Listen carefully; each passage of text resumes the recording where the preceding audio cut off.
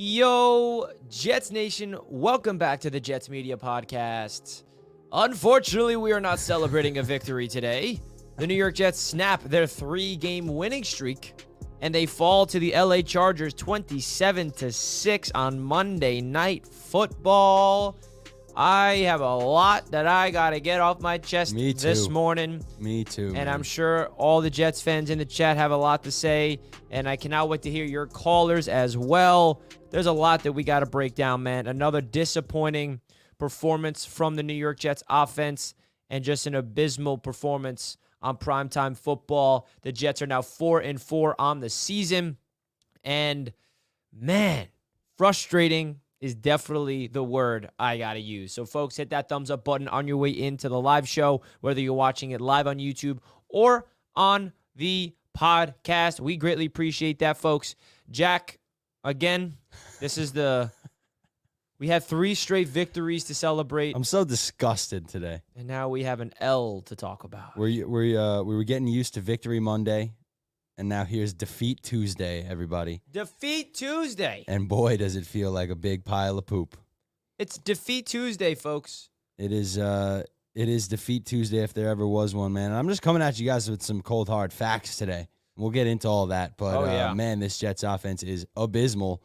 Maybe historically abysmal. Who knows how it's going to shake out by the end of the season. But, wow, oh, wow, are we wasting a championship caliber defense. Hey. And I got no bad things to say about the defense, man. I'm not going to sit here and come at the defense today. I know we got a long show, and I probably could if I wanted to for some little tiny things, but absolutely not, bro. This offense is the reason. How many times are we going to sit here and do the same 3-hour show? Well, I'm disgusted right now. Feels like I've been doing this since I started Jets Media and since we started being Jets fans. Dude, this is the story of our lives as Jet fans. Elite defense, when we do have an elite defense, paired with lackluster, underachieving, underwhelming, disgraceful offense. And it's never really been this bad. Dude, the 2023 New York Jets, historically bad offense mixed in with an historically elite defense. And that's what the most frustrating thing is for me, folks. We are witnessing a defense that just shut down Justin Herbert. I mean, I'm going to pull up the stats because I don't know it off the top of my head. But, bro, what Justin Herbert did last night was a career low on all accounts. The man had a 53 completion percentage, 136 yards, a rating of 65, and sacked 5 times. He fumbled once. Unfortunately, we're not able to recover the fumble, and we lost 27-6. That makes no sense. That doesn't happen, okay? You go up against a great quarterback on Justin Herbert, and you make him have career lows on all accounts, and you lose 27-6, the offense should be ashamed of themselves. I don't care about the injuries that we're suffering on the offensive line. I get that Billy Turner is just an absolute, just a shell of himself. Bum. He is at right tackle getting spun around. I know that Max Mitchell's plugged in at right guard. The offensive line stunk. Zach Wilson stunk. Playmakers stunk. Coaching staff, Nathaniel Hackett, stunk. It's just an absolute overall mess. Everybody deserves blame. The quarterback deserves blame. The playmakers deserve blame. The tight ends deserve blame because they did nothing in this game to help out in the run game in terms of blocking. There was a lot of opportunities for Breece Hall to break free, and I'm seeing Tyler Conklin on his bum before even the play snapped. So, literally all phases of the ball did not do their job on offense, and it's another one of those games. And I said this on my rant last night, Jack. For the people that didn't watch the game last night, say you're just an NFL fan, and you're like, oh, I missed out on Monday Night Football. Let's go check out the score. What happened? You see 27-6, and you're like, wow, this Jets defense stinks. They gave up 27 points. The Jets got blown out.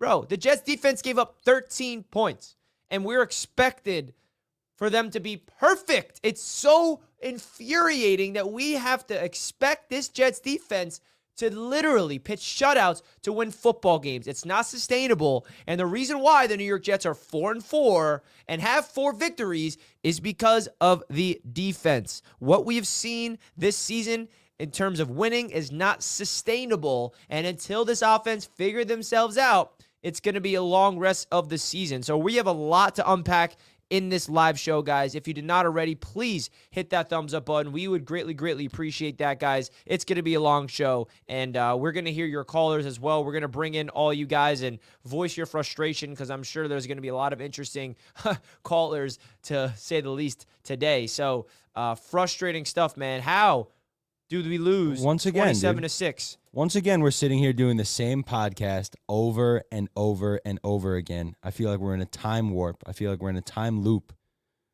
talking about how good this defense is and how shitty and abysmal this offense is. And man. Special teams. I mean, listen. Special teams, yeah. Thanks for screwing us as well, special teams. Special teams has been phenomenal all season long. What the hell happened to the special teams? And the 87-yard punt return, that just kind of set the tone for the game. I mean, right when you see this Jets offense get in the hole, God. you're like... I got to be honest with you, man, and I didn't say this last night because enough people come at me for being negative as it is, but I got this feeling last night. Didn't you just get a feeling when you saw that punt return and you know how inept this offense is? Like, oh, we're not going to win this game. No, we knew the only possible chance we had to even be in that game is if we could get a special teams or a defensive touchdown of our own. And we're at the point where we have to ask for that, where we have to beg for that. Yeah. Just to be competitive.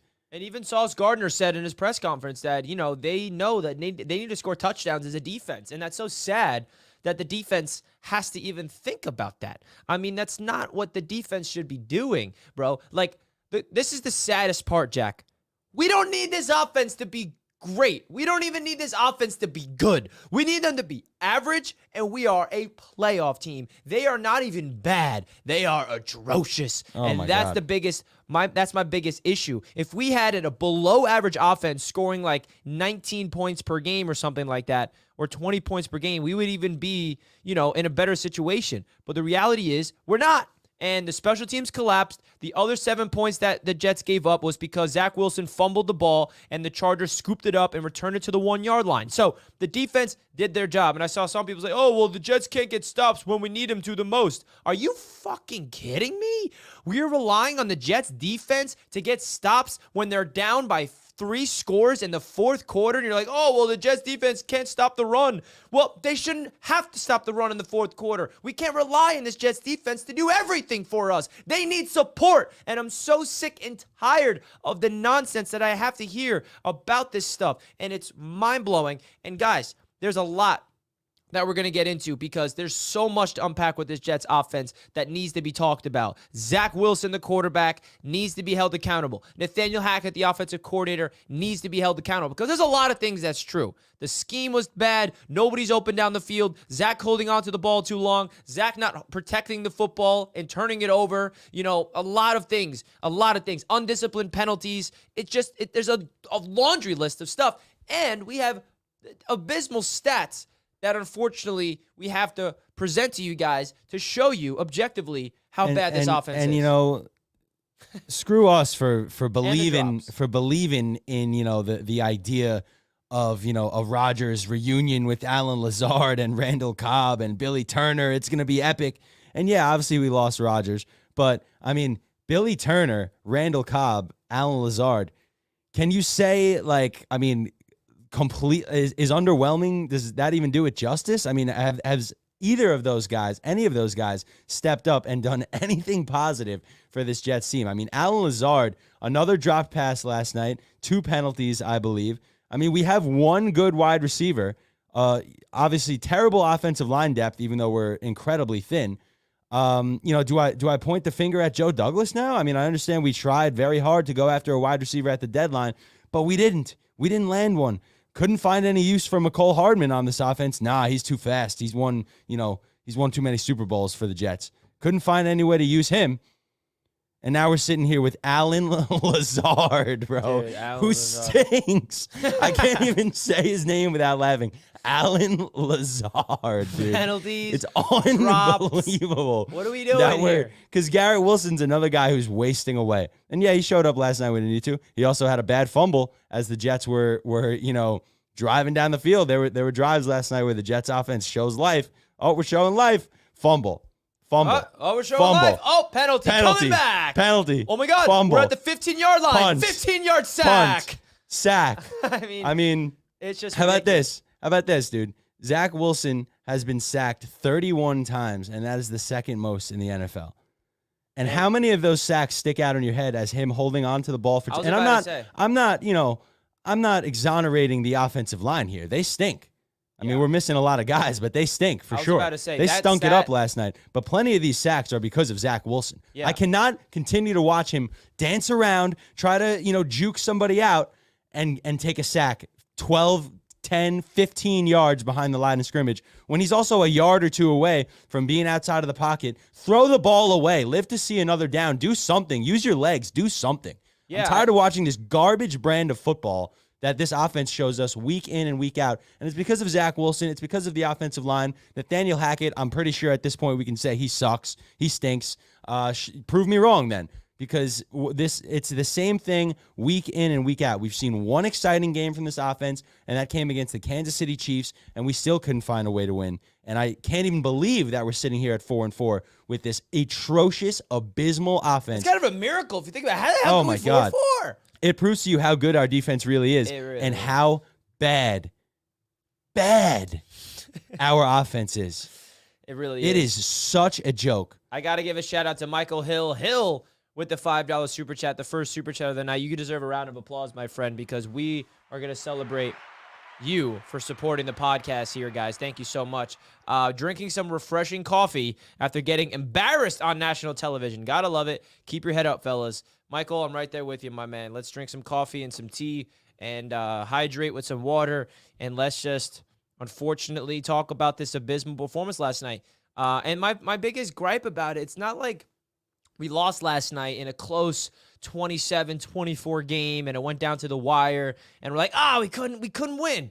Man, that was tough, man. We almost had a chance to, be right there and have a chance to win the division, but we just lost. It's not that case. It's not like, there's no moral victories here, but like the fact is we got obliterated. You look at the score and it's like, what the actual F happened? And it's so misconstrued when you look at the score of it being 27-6 because his defense played their heart out. John Franklin Myers had a phenomenal game. Oh, my gosh. Sauce Gardner playing like the all-pro that we all know and love. Bryce Huff and Jermaine Johnson are absolute studs on the defensive end, and we can't even celebrate these guys anymore because they're being wasted, and that's the really frustrating part, man. The biggest positives we can't even celebrate because, like, if it was a 27-24 loss and the offense showed a lot and then we just couldn't figure out a way to win it at the end, we could say, all right, the defense is still here. Offense showed some progression. We're 4-4.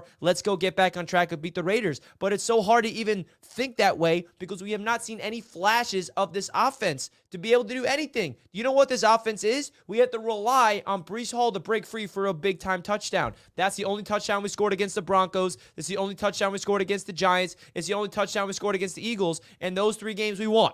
So that's the reality. We have to rely on Breece Hall to be an explosive running back that he is and take it 80 yards to the house to score touchdowns because the Jets can't find a way to score touchdowns. They're allergic to the end zone, and it's driving me nuts. And you know what breaks my heart as well? I feel you, man. You know what breaks my heart? We're not going to have this roster forever. There's going to come a day where we're going to have to pay Sauce Gardner, Garrett Wilson, Breece Hall, Jermaine Johnson at the same time. And you know what? That's not going to happen. Mathematically, that's just not going to happen. So this roster, while it's here, while these guys are young, while they're playing exceptional football, most of them, this is the time. This is the time to go. And obviously, we got dealt a shitty hand this year, as we tend to always do. But this time, it wasn't as self-inflicted as it typically is. We lost Aaron Rodgers. We know. But you know what? We have a second overall pick backup who's in his 3rd year, who people just continue to give a pass to. Maybe not so much this week. I'm not seeing many truthers in the chat this week. Where you guys at? Join the call-in link when it goes live. You guys should have seen my chat on Bleacher Report last night. It was wild. It was crazy. Filled with Zach truthers? Yeah. It was. Oh, my dude. Listen, like. Oh, my Lord. If you're a Jets fan. Oh, my God. Okay, this is how you got to look at it, bro. And you guys know me. I really try to keep it perspective, right? I try not to be, reactionary. But Zach Wilson deserves equally amount of blame as everything around him. you can't say, "Whoa, he sucked because of the offensive line. He sucked because of this. He sucked because of that." No. He sucked with everything. Okay, that's the difference. And if you feel like that, and yes, did the offensive line help Zach? No. Did the scheme help Zach? No. But did Zach help out the bad offensive line? He didn't. And that's what good quarterbacks do. And that's not what Zach Wilson is showing here. And he has broken stats. I mean, you look at the numbers he put up. The offense scored 6 points. 6 of them. 6. Ridiculous. 33 for 49, 263 yards, and a QBR of 80.6, and 2 lost fumbles, which is 2 turnovers. Now, it's just like, first of all, we cannot have Zach Wilson throw the ball 49 times. Okay? We can't. By the way, half of these stats came in garbage time. So if you're looking at these stats and say, "Ooh, wait, 33 for 49? That's a high completion percentage. 263 yards?" Bro, listen, man, there's a lot of things that you have to add context to this. And I'm going to say this. Zach didn't have his worst game of his career. We've seen a lot worse from Zach Wilson. But the reality is he cannot do his job enough to elevate this offense, to put us in the right situation to succeed. The quarterback's job is also to show some fire and desire on the sidelines and pump up his guys. I feel like he's playing this too nice of a guy. He knows that he's walking on thin ice, and he's scared to go up to his guys and try to, pump them up on the sidelines. He's walking around, and, that's what leaders do. You see the great quarterbacks dealing with adversity. They go up to their guys, and they start, screaming at them, like, "Let's go, let's fire this up." And we're not seeing that. You know who was the only one screaming on the sideline last night? Ron Middleton. Middleton. How about emotionless Robert Salah, just with that same defeated face on the sideline the entire game? Just emotionless, just like a blob of nothingness on the sidelines. He's like me. Is he a coach, or is he a motivational speaker? Can he coach a football team? Because I'll say this time and time again, man, and boy, do I feel great about, I still feel great about giving Robert Salah that C+ a couple podcasts ago, because it proves it time and time again, man. I do not care that Robert Salah is a defense guy and he has a great defense. He is the head coach of this team. He presides over all phases: offense, defense, special teams, and now more than half the team. It used to be just the offense that was failing us, but last night the special teams failed us as well. Shout out. So now, 66% of the team sucks, and Robert Salah is in charge of that team. So you know what, man? That mixed with seeing his, once again, emotionless, nothing face on the sideline. Thank God he had a beard to hide behind last night, man, because I am so tired of seeing that same face week in and week out. Is there any accountability? And who knows what's going on behind closed doors, but is there any accountability? There has Does to be. anyone get yelled at when they make a mistake? Does anyone, when they make game-changing penalties? Did he have anything to say to Alan Lazard last night? He freaking better have. I don't know. Who knows? Because we don't see it. We see nothing. We see an emotionless man on the sidelines doing nothing. Yeah. With this bleak, sad, defeated face. And you know what? It makes you question everything, as it should. As it should, man. Because Todd Bowles, Adam Gase, and now Robert Salah. And yes, Salah's clearly the favorite out of the three. Salah has the best roster out of the three. But Salah's failing. Salah's record as head coach of this team is terrible. Salah's record within the division overall is terrible. Salah's defense, yes, is very good. Maybe Salah is better off as a defensive coordinator. And you know what? That wouldn't be the first time, everybody. And I'm not saying that Robert Salah should be fired right now. I'm just giving you the facts based on what I see every week. And it's been the same thing for years and years and years and years and years. I mean, like, we go back in time, and it's been an elite defense mixed with a bad offense. And they go out there, you bring in offensive coordinator Nathaniel Hackett, and you hand him the keys, because Nathaniel Hackett is the head coach of the offense. He's the leader of it all. You bring in Todd Downing, and then you trade for Aaron Rodgers, and you really bring the entire offense together. And I'm just wondering, like, what does Aaron Rodgers do in that game last night? Like, I don't think we scored 6 points with Rodgers, right? I mean, We have to do better than that. Because I see some people starting to say, like, oh, well, put, Tim Boyle in the game. Put Trevor Siemian in the game. Like, guys, listen, Zach Wilson played like crap. But I'm sorry. I do not look at this offense and think, like, oh, Trevor Siemian is going to save the day and just all of a sudden do us a favor here. Tim Boyle's going to do us a favor here and you just score touchdowns. I mean, this is an offensive mishap of everything, including the quarterback. Zach deserves the blame, but there was a lot of times in the red zone in particular when Zach took those 2 sacks back-to-back. We're on the 15-yard line, and I see Tyler Conklin triple-teamed in the left corner, and then Garrett Wilson double-teamed over the middle of the field. 0 people open, and that falls on the play calling. That falls on the route concepts. What are these routes? I mean, what are we seeing? There's no one. You ever see schemed open players? All of a sudden, there's a guy wide open over the middle of the field because the scheme is that brilliant. We're not seeing that from Hackett. We're not. And also, you know what this offense is all about? Quick passing rhythm. Get the ball out fast. And we're not seeing that. Zach is not able to handle that type of processing. You got to get the ball out fast. That's what Aaron Rodgers is so great at. It's a well-oiled machine. Boom, boom, yes. ball out. Yes. Quick.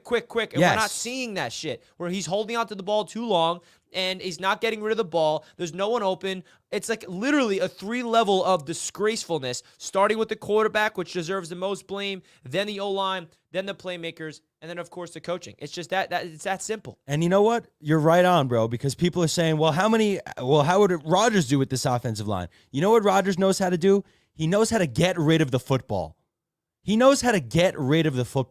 How many sacks? Again, Zach Wilson's been sacked 31 times, second most in the NFL. How many times have we seen it be because of him, not the offensive line? And yes, more often than not, they don't do him any favors, this Jets offensive line. But how many times have we seen him sacked because of his own doing?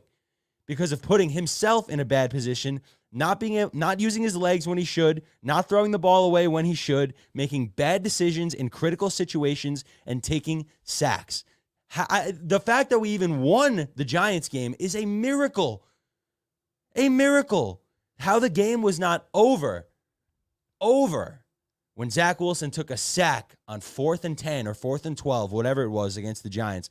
How many times are we going to sit here and have the same conversation about this guy and try and convince ourselves that he's competent when every bit of evidence is pointing to the fact that he is nowhere near competent? Last in the NFL or close to it in many categories. 1,600 passing yards, 24th. 5 touchdowns, 30th. Again, 31 sacks, second most in the NFL. 32.3 average QBR, 31st. And a 75.4 average passer rating, 30th. That's Zach Wilson right there. That's our quarterback. That is the guy who Joe Douglas drafted 2nd overall, who's in his 3rd year in the NFL, who everybody keeps giving a pass to. Oh, give it time. Even Robert Salah. Oh, we're so close. The offense is so close. We just got to give it time. We're going into week 10. How much time do you need, Robert Salah? How much time do you need, bro? It's so ridiculous. We're sit here week after week and have the same conversation, and then people come at me for being negative, talking about Zach. Oh, he's been playing better. He's making small improvements. Whatever, dude. I'm so over having the same conversation about this quarterback that sucks. And this quarterback is bringing down the head coach. The offensive coordinator stinks. There's question marks pointing at the general manager now. I mean, it's bringing down everybody. It is, man. And it's just like you hit it on the nail. I mean, there's not really too much to add to the fact that this offense and this quarterback deserves blame. And if you are somebody that can't give any criticism to the quarterback, I don't know what to tell you. I really don't. Like you got to watch that game and notice that there's a big issue here, and it starts with him. And, again, we can talk about all we want of how great this defense is, but it doesn't matter because they're being wasted. I can't even celebrate the greatness of this defense. I mean, again, what we did to Justin Herbert is ridiculous. We got to him. He looked like a bad quarterback last night. We had Keenan Allen making unbelievable 720 degrees catches, right? Austin Eckler averaged 3.4 yards per carry. I mean, the defense did their job. Oh, wait. We can't win without the defense forcing turnovers. I forgot. So that's what we need, right? We needed the defense to force turnovers in order to go out there and win us football games. And that's what this Jets team has been. We have been winning on the backs of the defense, forcing 3 turnovers on Josh Allen. Well, 4 turnovers in total to Josh Allen. Jalen Hurts, 3 interceptions, right? Like, that's how we've been winning. And it's unfortunately not sustainable. And it's good because it got us to this point, because we are still in the playoff hunt, but the percentages just dropped tremendously because the AFC wildcard race is freaking heated up. The AFC North is unbelievable. The Bengals are in last place with a 5-3 record. Somehow the Steelers are 5-3. The Browns are 5-3. And the Ravens look like the best team in the damn NFL. So you can argue that, and now we have, the Chargers at 4-4 with the Jets, who have the tiebreaker. And I still think, to this day, that the path for the Jets to win, to make the playoffs, if that's even still possible, is by winning the division. And right now it seems very, very far-fetched. But let me just tell you, folks, there is still a path to win the division. Oh, Richie, here we go again. Oh, Richie, Jets are not winning the division. Oh, you're delusional. I'm not predicting us to win the division. I'm just telling you how the standings are. Because if the Jets rebound and we beat the Raiders, the Jets are 1 game out of first place in the division without versing the Dolphins yet. Twice. And we have a game against the Bills coming up. So I know it seems like the whole world is ending and it's spiraling down because we lost last night, and this is what we're reacting to everything. It's Overreaction Tuesday. That's part of the whole idea of reacting to games. But the reality is, based off of the schedule and based off of where we're at, last night's L did not put the Jets in a good situation. But it's not over yet. And that's really what I want to say. But it feels like it's over because you can't even show any optimism of the offense turning around. So again, we have to rely on our defense to go out there against the Raiders and pitch a shutout and win the game 6-3. Yeah. And you know what? You're exactly right. It's not over. But you hit the nail on the head, man. This is not sustainable. This is not a sustainable way to win games. And we saw it this week. We knew it was going to be a big test for our defense against a very good offense in the LA Chargers. And they played their asses off, man. They absolutely balled out. They played their asses off. The highest graded players versus the Chargers. Guess what side of the ball they're on, all 5. The defense. The highest graded players against the Chargers last night. Number 1, DJ Reed, 91.8 grade. Number 2, Sauce Gardner, 81.7 grade. Number 3, Bryce Huff, 80.5. CJ Mosley, 80.3. Quinnen Williams, 76.7. Notice a trend? There's not one offensive player on that list.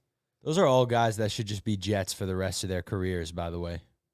Even DJ Reed. Remember that sequence when Sauce had a phenomenal pass deflection and the very next play, DJ Reed had a pass deflection? He had the most impressive pass deflection of the night, DJ Reed. Oh. He was fully extended diving. Got his fingertips in there and made it happen. And these are the plays we see every week and I can't from this defense. And I said to you last night, I'm like, Rich, is it like, wouldn't it be lovely to just see a touchdown right now? Not for the offense, because we know the offense sucks. That's written in stone at this point.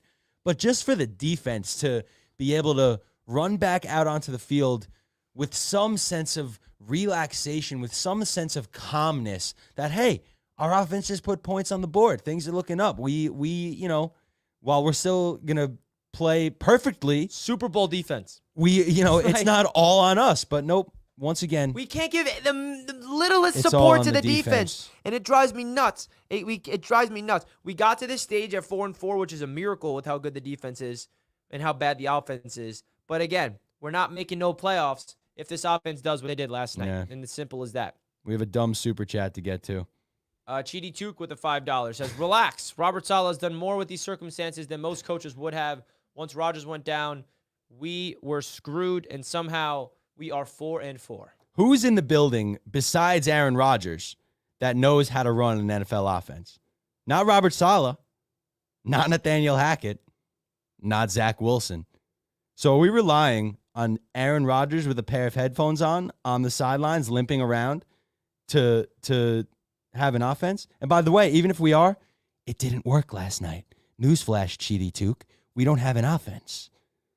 So maybe, you know what? Maybe you're right. Maybe Robert Salah would have done a slightly better job than Adam Gase or Todd Bowles. But you know what? You're not in good company, my friend. You're not in good company talking about Adam Gase and Todd Bowles. Yeah. Robert Salah is failing on every level, failing as a head coach.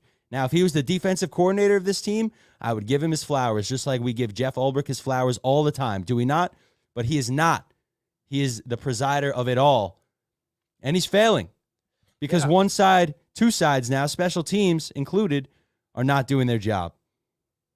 And I think two things can be true at the same time. Me personally, I think that Robert Salah deserves a lot of criticism for the phase of the football that is just absolutely disgusting, because he's the one that hired Nathaniel Hackett with Joe Douglas. He's the one that is the CEO of this operation, but at the same time, there is a lot of adversity this Jets team is dealing with. And the fact that we are 500 right now kind of feels like a miracle. So there's two sides to this. We want to be a team that makes a stance and go out there and win this division. We want to go out there and make the damn playoffs. But then we also have to be a team that somehow stays afloat. And Robert Salah has done two things, right? He's kept this team together to this point, at least. We'll see if this sticks that way. And we are 4-4, and we somehow beat the Eagles, right? 8-1, the Eagles are, and there's one loss to their record, which is against the New York Jets. So there's some positives to Salah just in terms of keeping this team afloat and being able to keep the ship sailing with Aaron Rodgers going down. I mean, you're talking about the most historic injury in NFL history, 4 snaps into the game. He's been dealing with adversity from the first literal minute of the game, of the season, and he's done a good job to this point, but he needs to do a better job. I'm not satisfied with good, okay? You can say 4-4 is good, below average, right? But we want great. We are demanding better stuff than what we're seeing right now. And that's why there's frustration amongst the fan base, and it's very well warranted, okay? Because again, the Jets had to deal with these injuries that we're suffering is astronomically unbelievable, and unfortunately, we have to deal with it. And the Jets front office have to deal with it, and the coaching staff have to deal with it. But nobody feels sorry for us, and we have to take care of business. And we're not right now on offense. And special teams has been phenomenal all year long. And last night they shit the bed, and they gave up a freaking 87-yard touchdown to a punt, which kind of just like nailed the game, right, and set the tone early. So two things can be true, but right now, Robert Salah deserves his criticism after what we saw, especially with the undisciplined penalties. That falls on the coaching staff. Oh, my gosh, the penalties, man. The penalties. The penalties are just totally inexcusable. That's another we can do a whole other 3-hour podcast talking about the penalties. I mean, it's just ridiculous. Jose says, why not sign Brissett to compete with Zach? Sure. Yeah, I mean, why not? Jacoby Brissett comes in, and I mean, we signed Trevor Siemian to do that. So it's like that's who we that's great. Who we brought in. And yeah, that's good. Tim Boyle and nice. Trevor Siemian and Zach Wilson. Dude, so you're telling me we have one of the best quarterback rooms of all time, consisting of Zach Wilson, Tim Boyle, and Trevor Siemian? You can't ask for a better quarterback room than that. What are we talking about here, man? It's unreal. It really is. And again, I really think this is a collective. Zach Wilson was drafted 2nd overall, and he's in his 3rd season. Marco. And you know what? Trevor Lawrence looks like a great quarterback. Jaguars have won 5 in a row. Trevor Lawrence's career is off to a great start. He'll probably win a championship somewhere down the road. And you know what? Chargers are legit. Jaguars. The Jaguars. We did not realize how much of a drop-off there was going to be between those two guys. Yeah. Marco, $5. Outside of Garrett and Brees, JD has failed to acquire healthy, productive offensive personnel in his 5-year tenure. Even offensive coaches, all duds. The sad truth about it, if you want to talk about Douglas, I'm sorry, but it's so hard to blame Douglas on what's going on with this offensive line. The injuries are out of everyone's control. You can't predict the injuries.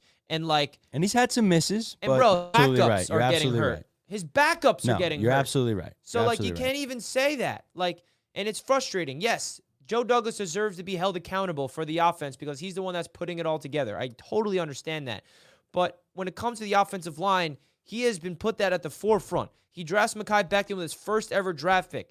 He trades up and gets Elijah Vera Tucker. He gets Joe Tippmann in the draft. He is making all these moves to brick this offensive line, and they can't stay healthy. And now we have to rely on backups to go out there and play football. It's just unbelievable. And yes, Joe Douglas deserves blame. He needs to do a better job. If there's a blame that you want to put on Joe Douglas from the offense, it's not a lot of wide receiver help. I said it in the offseason that the Jets should be aggressive and go out there and get another receiver next to Garrett Wilson and kind of bring another dimension to the offense. And then Corey Davis retires. And I'm like, oh my gosh, we needed a wide receiver even more. Joe Douglas knew we needed a wide receiver, and he called the Bengals for T. Higgins. He called the Bucks for Mike Evans. He called the Raiders for Devontae Adams. But unfortunately, it takes two to tango here. And that's the reality of it. You can't trade for a player if the other team does not want to give him up. And that's the reality. And now we're sitting here with an offense that is one-dimensional. And Garrett Wilson is so good, but defenses are going to bracket him and double-team him and force Allen Lazard to win one-on-ones. I mean, Xavier Gibson was a little bright spot. He actually caught the ball. He had 2 big-time third-down conversions. But we need more than that, right? We need more than just 2 catches on third downs when you're $40 million receiver Allen Lazard is not only just dropping passes, but having penalty after penalty after penalty, bro. Allen Lazard. Allen Lazard. Marco, appreciate the $5. Frankie, guys, give Zach time. Oh, my God. This is a Dolphins fan trolling. Don't worry. Oh, my God. He's a Dolphins fan trolling. Don't worry, Jack. Oh, my God. Don't take it seriously. Frankie. It's a Dolphins fan wanting us to keep Zach because he knows he stinks. Oh, God. Oh, gosh. We got to give you time to get your head on straight, Frankie. Yeah, man. I mean, he's in here just enjoying the demise of the Jets as a Dolphins fan. So congrats, Dolphins fans. You're still going to be 1 game up in the division after we beat the Raiders. Haha. Come on, let me believe. Let me believe, baby. I mean, it's still. And I'm going to be in freaking Vegas for it, too. It's still a winnable game, man. Oh, my God. Could you have gotten a worse game to get you excited for going to Vegas to watch this team play? I know. I want, dude. Oh, my God. I wanted to be on that plane Friday, just like, woo, oh, 5 my God. Oh, my God. Oh, God is right. And you know who I'm scared of? Max Crosby. Oh, my gosh. I mean, let's look at this tweet from Zach Rosenblatt. Before we get into the tweet, guys, we're going to open this up to a call-in show. Please hit that thumbs up button, guys. We only have 60 likes. I think we could do better than that. If you're enjoying the show here, guys, let's get this to 100 likes. I know that we're griefing this morning. I know that's not a lot of positive energy, but we would greatly appreciate if you guys can smash that thumbs up button right now, guys. We only have 60 likes with 233 people watching live, so I'd greatly appreciate it if you can simply hit that thumbs up button, guys. Let's get this up to 100 likes right freaking now, because unfortunately, we have bad stats to break down of how bad his offensive line was last night. Should I give it to him? You should give it to him, man. All right, Zach Rosenblatt on Twitter. All these stats coming from True Media. Jets offensive line last night against the LA Chargers on Monday Night Football in front of the world. Billy Turner allowed 9 pressures. Say that again, Billy Turner? Bum. How many pressures did he allow? 9. 9. Can you guess how many sacks? 3. 3 sacks and 2 QB hits.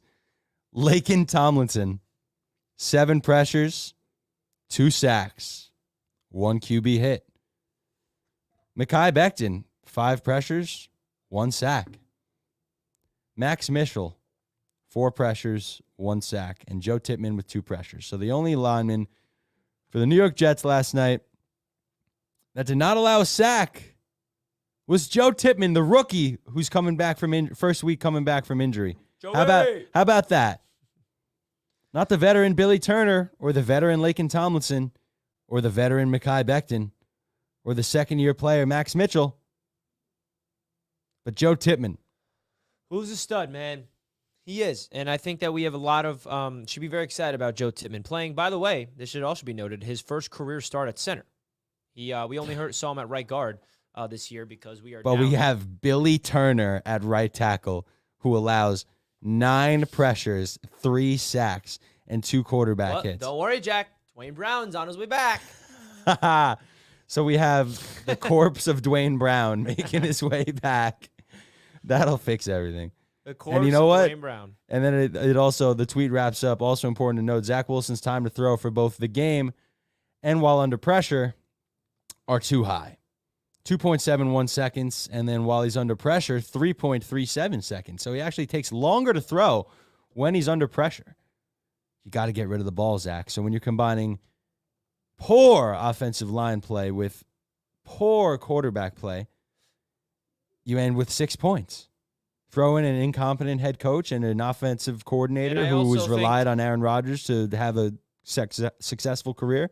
And there you go. That's the Jet offense. I wish there's a stat of something along the lines of like yards separation allowed of like Zach's holding on to the ball too long. Is there people open that he's missing? Is there just nobody open? Like, I'm curious, and the all-22 is going to tell that, right? In my opinion, stats lie, film does not lie, and I haven't seen the all-22, so I can't really speak on it, but I'm really curious of, like, the sacks that Zach hit. What does it look like down the field? Is there nobody open? Is there just opportunities he's missing? Because even if nobody's open, Zach needs to be able to use his athleticism, which, by the way, he has, to move around the pocket. And I think that's another thing about Zach that frustrated me is his pocket awareness. I think that his, internal clock, okay, there's 3 seconds in this pocket. I'm still standing here. No one's open. It's time for me to, extend this play with my legs and use your athleticism. We saw a good play from Zach to start off the second half where I'm like, this is the Zach Wilson that I know could actually do something, but it's obviously inconsistent, right? Play breaks down. He rolls to his left. It's a broken down play. He fires it off platform, delivers it to Garrett Wilson for a big explosive play on first down, first play of the second half. Where was that? You know what I mean? Like, you know what makes Aaron Rodgers excellent and a Hall of Famer? His off-schedule stuff. And I feel like Zach Wilson has the ability to do the off-schedule stuff, but for whatever reason last night, he wasn't even trying. He wasn't even trying to move around the pocket. So, like, yeah, offensive line stunk. Yeah, players weren't open down the field. But I'm also putting it on Zach for not making plays happen because that's what good quarterbacks do. This one play is running through my mind. Zach Wilson has C.J. Uzomah wide open on the sideline, no one anywhere near him for about 5 seconds. I forget who it was. Maybe it was Bosa. Maybe it was somebody else. I forget. No, I think it was actually Khalil Mack. Zach Wilson dances, manages to get around Khalil Mack, extends the play. We're like, all right, throw the ball. He should have thrown it 5 seconds ago, but throw the ball. And then he can't. He throws the ball nowhere near Uzomah. Hits one of Uzomah's hands. Ball hits the turf. Incomplete. I mean, just little things Speaking like that of Uzomah, continue to destroy us. I think you missed this, Jack. I'm assuming you didn't watch the last few minutes I of missed, the game. I think, the last 2.5 minutes of the game. Yeah. So in garbage time, I had to leave. The Jets had a garbage time drive. And it was, if you look at the stats, Michael Carter had 6 receptions. Because the garbage time drive was just dinks down to Carter. Literally dink, dink, dink. And they got to the red zone. And you know what's hilarious? They had a first and goal opportunity. And Zach Wilson had a chance to have a garbage time touchdown. And what did he do? He threw it to a wide open C.J. Uzomah for a touchdown, and C.J. Uzomah dropped it. I mean, it's garbage time. Doesn't matter. But I tweeted it. No, it matters. I'm like, the Jets can't even score a touchdown in garbage time. C.J. Uzomah's wide open in the end zone, and Zach put the ball on his chest, and the man dropped it. We can't even score in garbage time. Dude, I gotta admit it to you guys, man. I left. It was 27-6. There was 2.5 minutes, 3 minutes left in the game. The ring light was burning my eyes out of my brain. I could not take any more, man. And I left. So I did not see that drive. I'll have to go back and watch that. But I got to be honest with you, I'm glad I didn't see that based on your description of it just now. C.J. Uzomah, bum. It literally hit his chest. It hit his fucking chest, and it bounced off his pads. I mean, bro, use your hands. I mean, Frankie's trolling. Thanks to the $2 troll. Stop blaming Zach and leave Salah and Turner alone. Thanks, Frankie, for saying exactly what you know what you can do with that $2, Frankie. You know what you can do with that. We appreciate the $2. Shovel pass killed me. Could have had a first down. Yes. Oh, my God. Thank you for bringing that play up. Oh, my God, dude. So Zach Wilson, right? Zach Wilson has nothing but empty space in front of him, certainly enough to get the first down with his legs. Just a little dinky shovel pass to Michael Carter, who's got a linebacker a yard away from him, instantly catches the ball, gets swallowed up, gets eaten alive, and we punt. That was on a 3rd and 8, I believe. Zach Wilson, oh, I don't want to get a first down. I'd rather give it to Michael Carter. It's decisions like that in year 3 when you're drafted 2nd overall that are just unacceptable. The excuses have been out the window for a while, but, I mean, we continue to see the same unacceptable nonsense every single time we watch this guy play football. It's crazy, dude. It really is. It's crazy. Zach, what are we going to do with you? What are we going to do with you? Just get him out of my life. He should go open up Zach Wilson Toyota in Salt Lake City and just be a local Utah celebrity for the rest of his life and live off that JetBlue money and just be a happy camper and get out of New York. I'm done with this guy. All right. Convincing myself that this guy doesn't suck out loud when we all watch the same game every week. Let's get into the callers, baby. We got a lot of people lined up. Stay patient, guys. We're going to get to as many as we possibly can. We're going to try to steam through these and get through the caller segment of the show. First caller is the man, Josh. NYJ Madden. What's good, Josh? What's up, Richie? What's up, What Jack? up, man? Can y'all hear me good? Yeah, really great. What the fuck did we watch last night, man? Yo, like, so even when we lose, I still can still watch the game. Like I can still just watch the game for some reason. Like I just love the Jets so much that even when we lose, I can still just look at the game like it's a regular game. But last night, oh my goodness, it was getting so bad that I fell asleep watching the game. Like I fell asleep. So, man, I don't even know where to start with it. I really don't even know where to start, man. So, but the offense, man, the fucking offense. What are we doing? What are we doing, yo? Like, it's not like I'm trying not to laugh, but it's like I gotta laugh. There's about not one it, man. highlight like, you can make on Madden this week, dude. Not one touchdown. like, you know what? I just got done looking at the top plays to see how long it's gonna be. I think I'm only probably make like 6 highlights, man. Like All really, defense. so man, Zach Wilson, yo, like, oh my goodness, man. I'm gonna try not to take too much time, but yo, it's like he don't even be feeling the pressure coming. He don't feel it. It's like he trying to sit in the pocket and wait for something to happen. You have to feel the fucking pressure coming.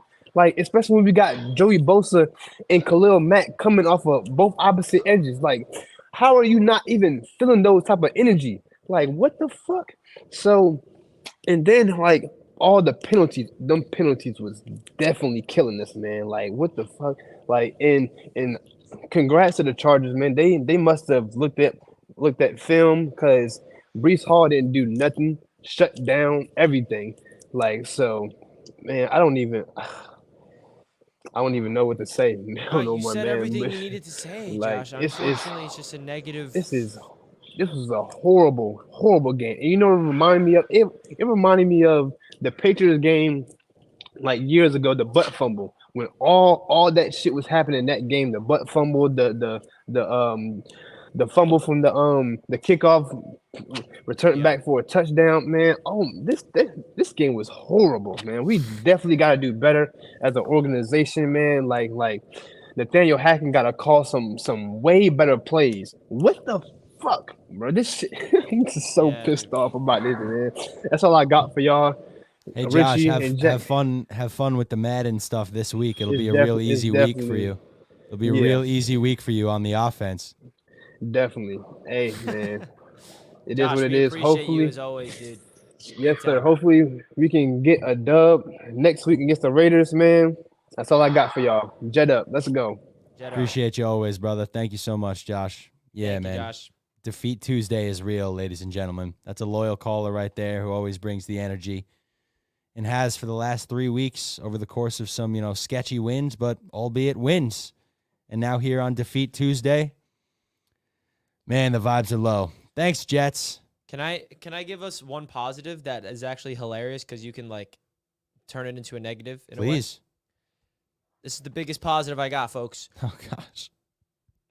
We escaped with no injuries last night. So you know what I noticed? When we lose, no injuries. When we win, injuries everywhere. Sacrifice lamb. I mean, you feel this? All wins that we have. That's a good point. It comes in the expense of Elijah Vera Tucker. Oh, we beat the Bills. Aaron Rodgers, torn Achilles. Oh, we lose to the Chargers. Clean slate of health. I mean, what the hell is going on? We can't win a game without injuries, but we lose the game. And hey, I'm not saying I want to lose with injuries, but what is that? And if you're living in a world where you're still like, oh, we beat the Bills, we beat the Eagles, you're dead inside. We are looking at this atrocious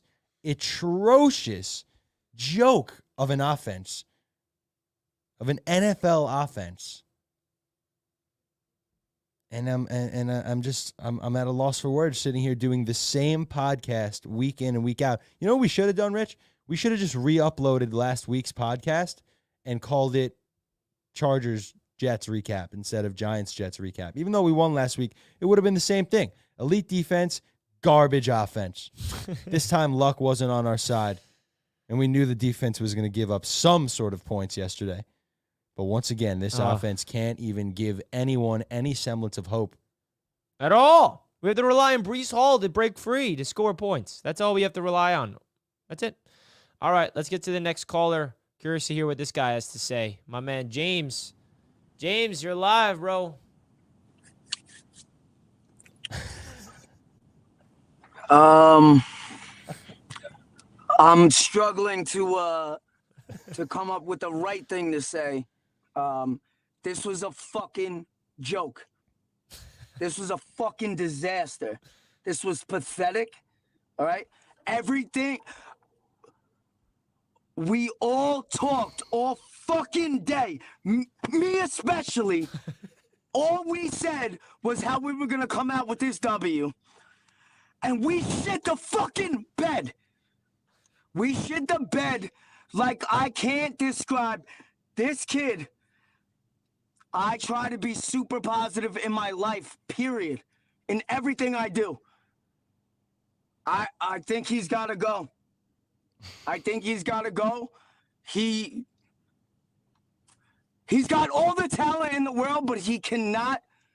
It's up here. It's all mental, and he cannot get his shit together. He can't get his fucking shit together, and I'm sick of it. I'm over it. This fucking thing. I'm over this shit. Like, really, I'm done. Like, boys, like, how much can we take? This defense, there's no way they're not talking to themselves saying, what the fuck else do we need to do? What else do we need to do to win games? We can't do anything else on defense. How about running the fucking ball? How about running the ball? We can't do that either, man. Can't do it. Bro, offensive line won't allow it. We threw the ball 49 times. 49 times. That's ridiculous with this kid. Ugh. That is a recipe for disaster. The fact that he didn't have an interception is mind-blowing.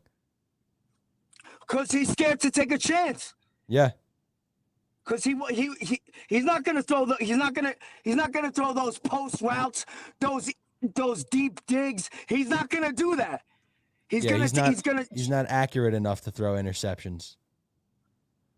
Dude, I don't even think it's that, man. I think he's just scared. I think he's scared of this media to get on his back, and he doesn't want to take those risks because he knows the slings and arrows that will come from it. But guess what, brother? Then you're not built for here. You're not made for New York then. Yeah, I think you bring up a great point. You know, he's coached to play scared, and I think that falls on the coaching. It also falls on himself. And we need to see him be aggressive, bro. Like, we have a defense that you should be like, you know what, Zach? If you turn the ball over, we got you. We'll get that ball back. Like, we got you as a defense. Stop playing scared and be aggressive and take shots. I mean, it's just like, and the shots weren't even there. They were taking shots last night a little bit. I actually saw it, but a little bit. It wasn't even working. No. There's no. no. And I gotta tell you, like, I'll never not be a diehard, but I'm getting sick and tired of spending my fucking money every goddamn year and getting this product. Mm-hmm.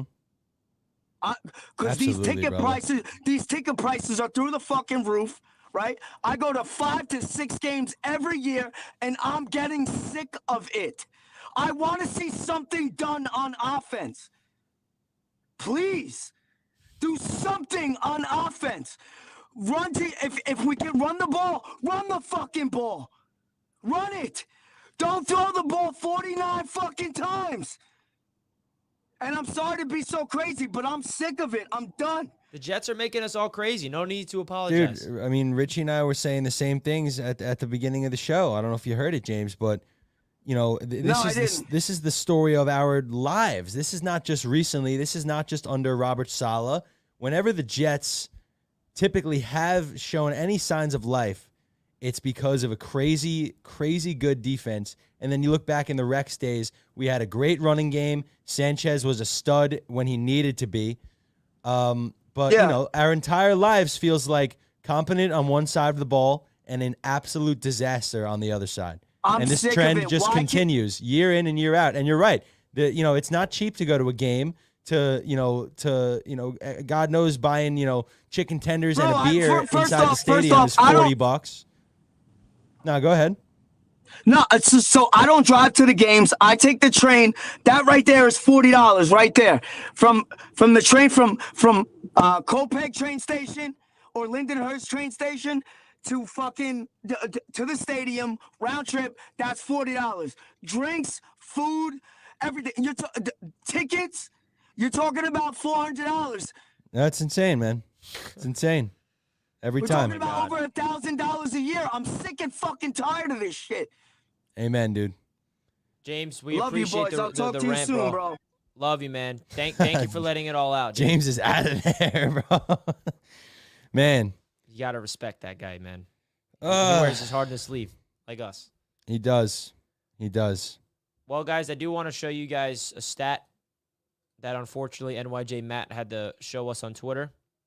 This is what Jack and I have been talking about. Here are the Jets' offensive ranks the last 13 seasons. Oh, my God. We'll start off with 2011 and go to the present. Ranked 25th, 30th, 25th, 20th, 22nd, excuse me, 10th in 2015, and we still couldn't make the playoffs with a 10-win record. Wow. 26th, 28th, 29th, 32nd, thank you, Adam Gase, 26th, 25th, 31st. Thank you, NYJ Matt, for doing the research. That's what Jack and I have been talking about. This has been our entire lives as Jets fans. Can you zoom in on that a little bit? Is that possible? Oh, there we go. Beautiful. Wow, man. Look at that. Look at that. I love how he said, at some point, they have to figure this offense thing out, right? Right? Look at 2016 through 2020. 26th, 28th, 29th, 32nd, 32nd. And we thought that was the worst it can get. It can't get worse than Todd Bowles into Adam Gase. Well, leave it to the Adam Gase 32nd. What a and loser. He's an offensive coach Yeah. He's an offensive mind. But then, leave it to the Jets to bring in yet another offensive genius, and that man is Robert Salah. Oh, God. Who's presided over the 26th best offense in football, the 25th best offense in football, and now coming to you in 2023, the 31st best offense in football. Woo! All right. That bum Josh Allen with the $10. I appreciate the $10, dude. I mentioned last week that it doesn't matter that Zach knows the system because he can't pull it off. Do you still believe you wouldn't be better off with a different quarterback? Example, Dobbs Not a dig, by the way, just a question. It's a great question, first of all. Now, I might be in the minority here, but this is my take on Josh Dobbs. I think a big reason for what he did again in this first game with the Vikings had a lot to do with the Minnesota Vikings are a great offense. Josh Dobbs was plugged in to a great offensive scheme, a great offensive mind in O'Connell. And in 5 days, he went out there and did something miraculous. I personally do not think Josh Dobbs plugs in with this Jets team, with our coaching staff, and our offensive scheme, and able to do what he did with the Jets, to do what he did against the Vikings. That's just my take. Now, not saying that, hey, Josh Dobbs could probably play better than Zach Wilson. Yeah, he probably could because of how bad Zach is playing. But I really think that a big reason for the Josh Dobbs miracle game with the Vikings has a lot to do with their coaching staff and their scheme, and their offense just been great year in and year out with Kirk Cousins and their scheme around him. They lose Justin Jefferson, and they got another rookie stud in Jordan Addison. That's just a good offense that you plug in a quarterback in there with who is, playing hero ball with the Cardinals, has nothing to lose, gets plugged in and plays great. So I don't know if Josh Dobbs, if the Jets traded for him, that everything's fixed and we're going to, win games because of him, just because of how incompetent we've seen the offense around the quarterback. We're blaming Zach Wilson, but there's also a lot of things around the offense that's not working. Josh Dobbs can't control the penalties. He can't control the run game being incompetent. He can't control the nobody open being down the field either. So there's just an overall mess. So that's kind of my take on it, personally.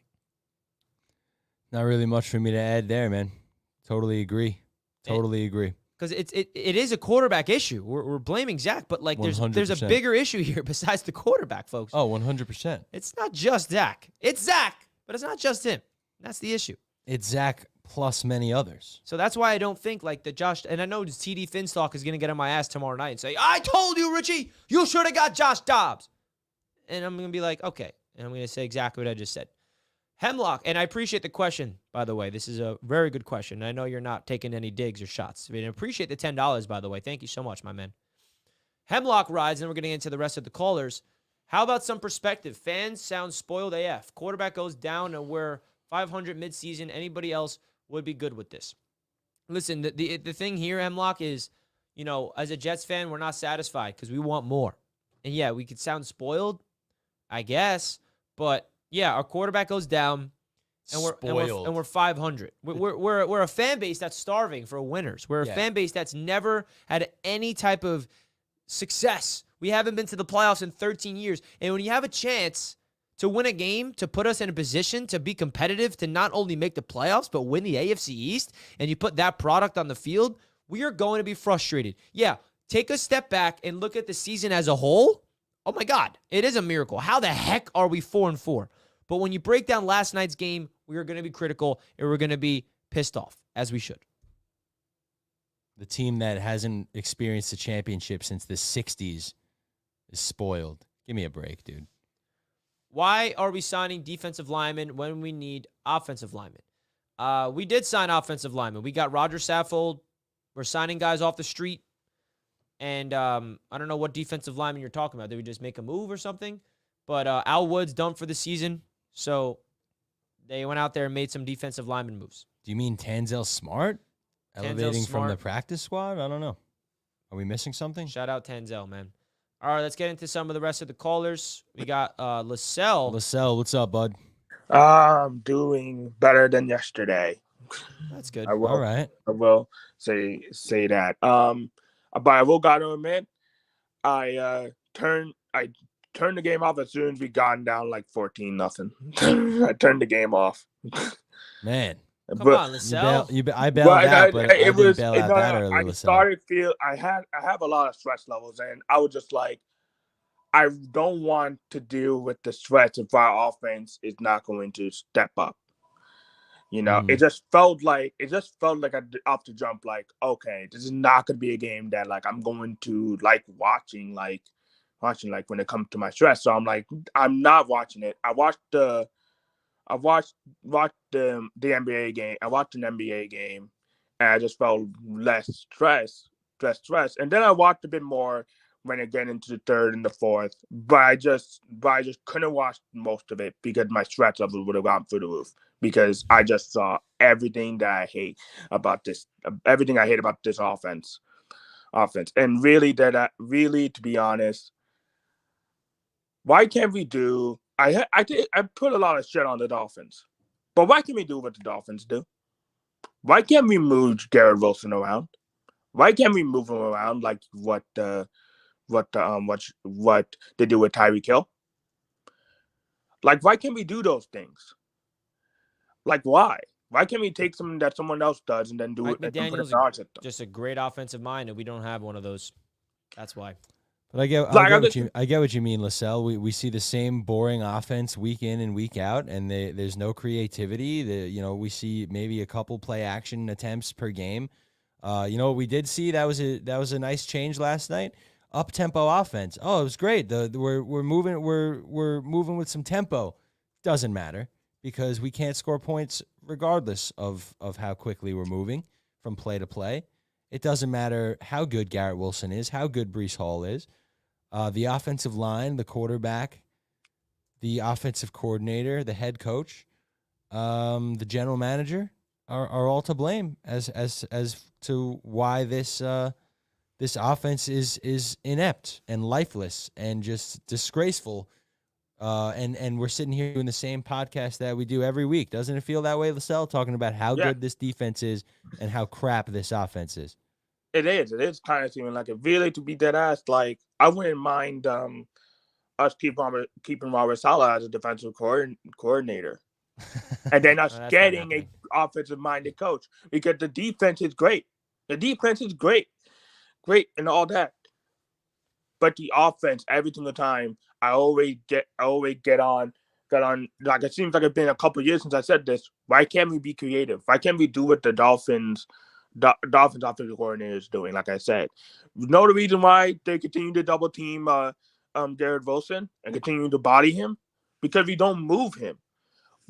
If we do what they do with Tyreek Hill, he ain't gonna get bumped. He ain't gonna be double teamed. That shit ain't gonna happen because they can't pinpoint on him. Yeah. It's like if we do those things with the offensive game plan, our offense will be 10 times better than what it is. But because we want to stick with this old time offense of just keeping one guy on one side of the field, we get this. We get this whole type of offense. And yes, they did up tempo. We actually were doing good with the up tempo in the first quarter when I was watching it. And guess what happened? Fumble. Zach Wilson. Every time there was life, it was stripped away from us. It's like, okay. You're right, Lascelles. We appreciate the call, buddy. Very frustrating. Very just creative is what we've been asking for this offense for how long now? Creativity. Darren Orlovsky just tweeted something about a breakdown of a play that I always respect his opinion. And I'm just kind of curious to see what he has to say about, I think this is one of Zach Wilson's fumbles. Mm-hmm. And I just want to, it's because I didn't see the film yet, so this is going to add context. So this is Dan Orlovsky. And then the tight end is going to come all the way across breaking down and try something. To hit this void, backside short end.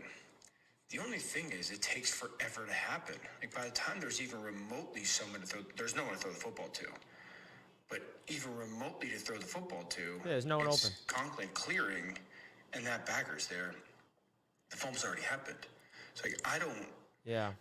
See, this is why concept of the play. What I don't get is this is the side that should be go route. Yeah, I mean, this is why maybe Garrett trying to you got to watch the film because this is where all the answers happen. Just because it'll happen just a little quicker for the quarterback, and the back could maybe go this way. So I just watched Dan Orlovsky break down one of Zach's fumbles, and like, God, I'm so pissed off. Nathaniel Hackett, what are we doing here? Okay, this is why you got to add context. Yeah, Zach held on to the ball too long. Yeah, Zach needs to protect the ball, not fumbled the ball. But there's literally nobody open down the field. It takes 4 seconds for the routes to develop in a quick pass scheme. That's a recipe for failure. If you're an offensive coordinator and you're installing a quick pass offense, you need to scheme up wide receivers and tight ends to get open fast. And Zach is sitting in the pocket, looking down the field, and there's 4 seconds of him holding onto the ball, and there's nobody open.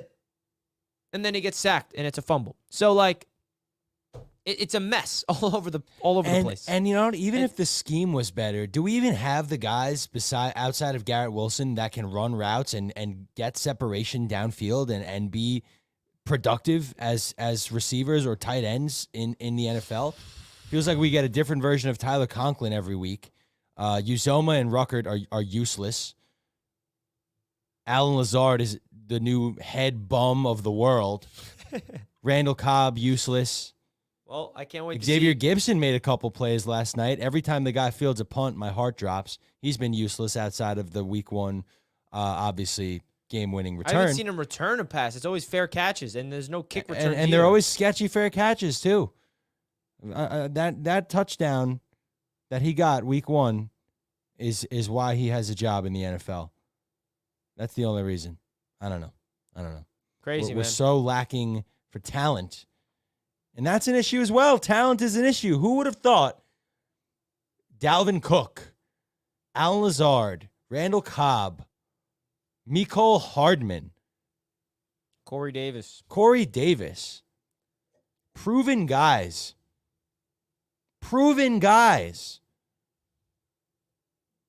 And we get nothing. Nothing. Just scream it out. Frustration. Let it all out. All right, let's get into the next caller. D. Risen's in the house, who I believe What's was up, man? asking for Jack yesterday. Yo, guys, man, what's good, man? Yeah, I How you was. doing, bro? That's with Jack. Yo, Jack, man, what's up, dude? man? Hey, What up, man? listen, Richie, Jack. Oh man, it's so much I have to say, really. Let it out. But for the most part, I just want to get down to the peas and carrots. I'm not gonna BS on here. One, we all are watching or did watch yesterday a domino effect. And it started with the run back on special teams, okay? But at the same time, we are experiencing domino effect with the same thing that we witness every single week. And that's the fact that we need a offensive line. The pocket is closing up too fast for this dumbass quarterback that we got. Is closing up too fast for him to do anything. Then after that, with the frustration of the pocket collapsing so fast, now our receivers can't get open. Now our running game, we can't run no more. Everything starts penalties.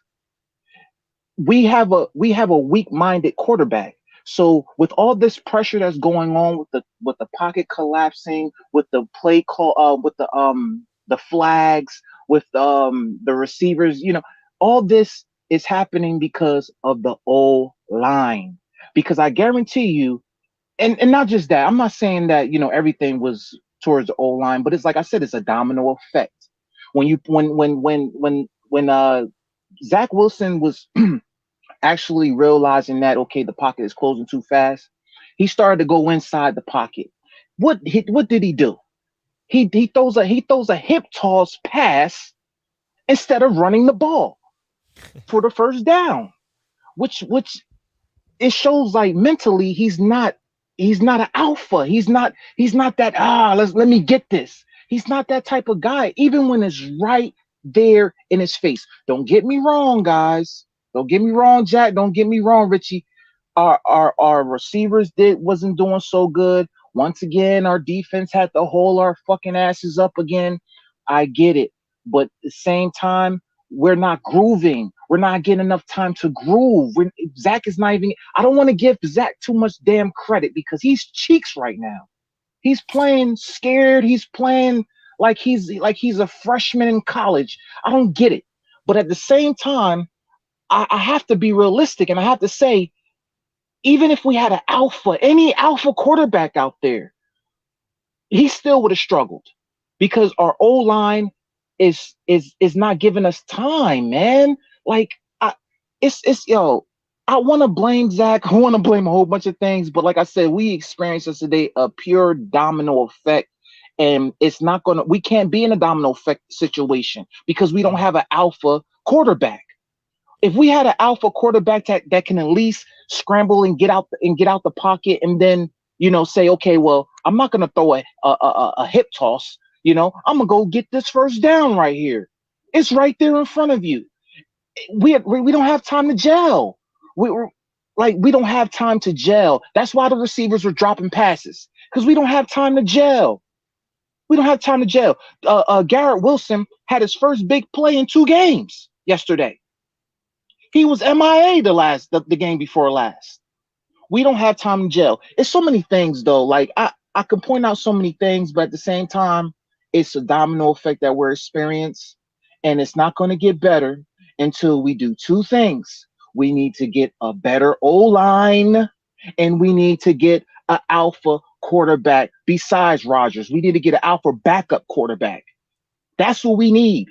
Point blank period. Everything we got is there. We got a good running game. We got a great defense, a legendary defense. And this defense might go down in history. It might go down as one of the best. Yesterday, this guy told me that we're looking like the Baltimore Ravens when they had Ray Lewis, and that put a smile on my face because it really and this guy was an Eagle fan, so that put a smile on my face, and I'm like, yeah, we really are them guys, man. But like I said, Richie, like I said, Jack, man, we need a O-line and everything will stop. And then once we get an alpha quarterback, an alpha backup quarterback, we need that, man. I agree. I 100% agree. Thank you so much for the call. And I think an alpha quarterback simply means someone that is going to do whatever you freaking need to go out there and make a play. And that example of him not running for that, when you have the legs, Zach, you have the athleticism, Zach, and you're not going to pick that up, is frustrating. And you're 100% right, D. This Jets defense is historic. And the sad thing about it, it could be even better if the offense supported them. Because if the offense was doing their job, the defense would be playing better because the defense would not be pinned back. They would not be playing a field position battle. We would not be asking the defense to do everything. They'd be able to pin their ears back and protect the lead. We have not seen this defense have to protect a lead once this season besides late in the fourth quarter, to win the game. And by the way, they've won the game every single time the Jets defense had to go win the game for them. Mm-hmm. So it's just frustrating, man. We do need an alpha at quarterback. Rodgers is that alpha, but he's not out there right now. And I know that Rodgers, whispered to Derwin James. I got caught on the hot mic saying, give me a few weeks. I don't know what the heck that means. But right now I'm looking at this offensive line, and I don't know what the hell Rodgers is going to do out there coming off an Achilles, even if he does play. I mean, like, what do we even expect Aaron to do? I mean, he's got to get rid of that ball in less than 2 seconds because I do not want to see him get touched. And this offensive line is decimated with injuries, and they're not able to bounce back from these injuries, and that's the simple fact of it. Just terrible, man. Terrible. Consistently terrible. Consistently bad. We signed a D lineman from the Browns this morning. Yeah, so the Jets signed Perry and Winfrey to the practice squad. That's probably because Al Wood's injury and, Tanzel Smart's elevated. So they Winfrey's kind of the replacement of Smart on the practice squad, if that makes any sense.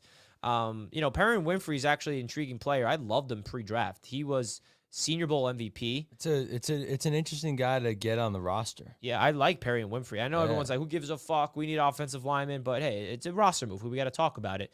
And again, this is just a move. Al Woods goes down. You elevate Tanzel Smart, and now the Jets need another backup behind Tanzel Smart, and Perry Winfrey's that player who I loved pre-draft, and the Browns drafted him in the second round. I don't know what happened. I don't know why he stunk with the Browns, but this is a guy who I love pre-draft, so maybe the Jets coaching staff can develop him, and he can be someone that the Jets bring up eventually. Who knows? I agree. I'm excited to have him on the team. Yeah. Maybe he can play quarterback. I mean, the one thing we can, say with confidence is, hey, the defensive coaching staff knows how to develop players. Yeah. They know how to, bring up guys from, nothing, right? Maybe Perry and Winfrey could play right tackle. Yeah. I mean, Quincy Williams was cut by the Jaguars. John Franklin Myers was cut by the Rams. And look what the defense has done with them.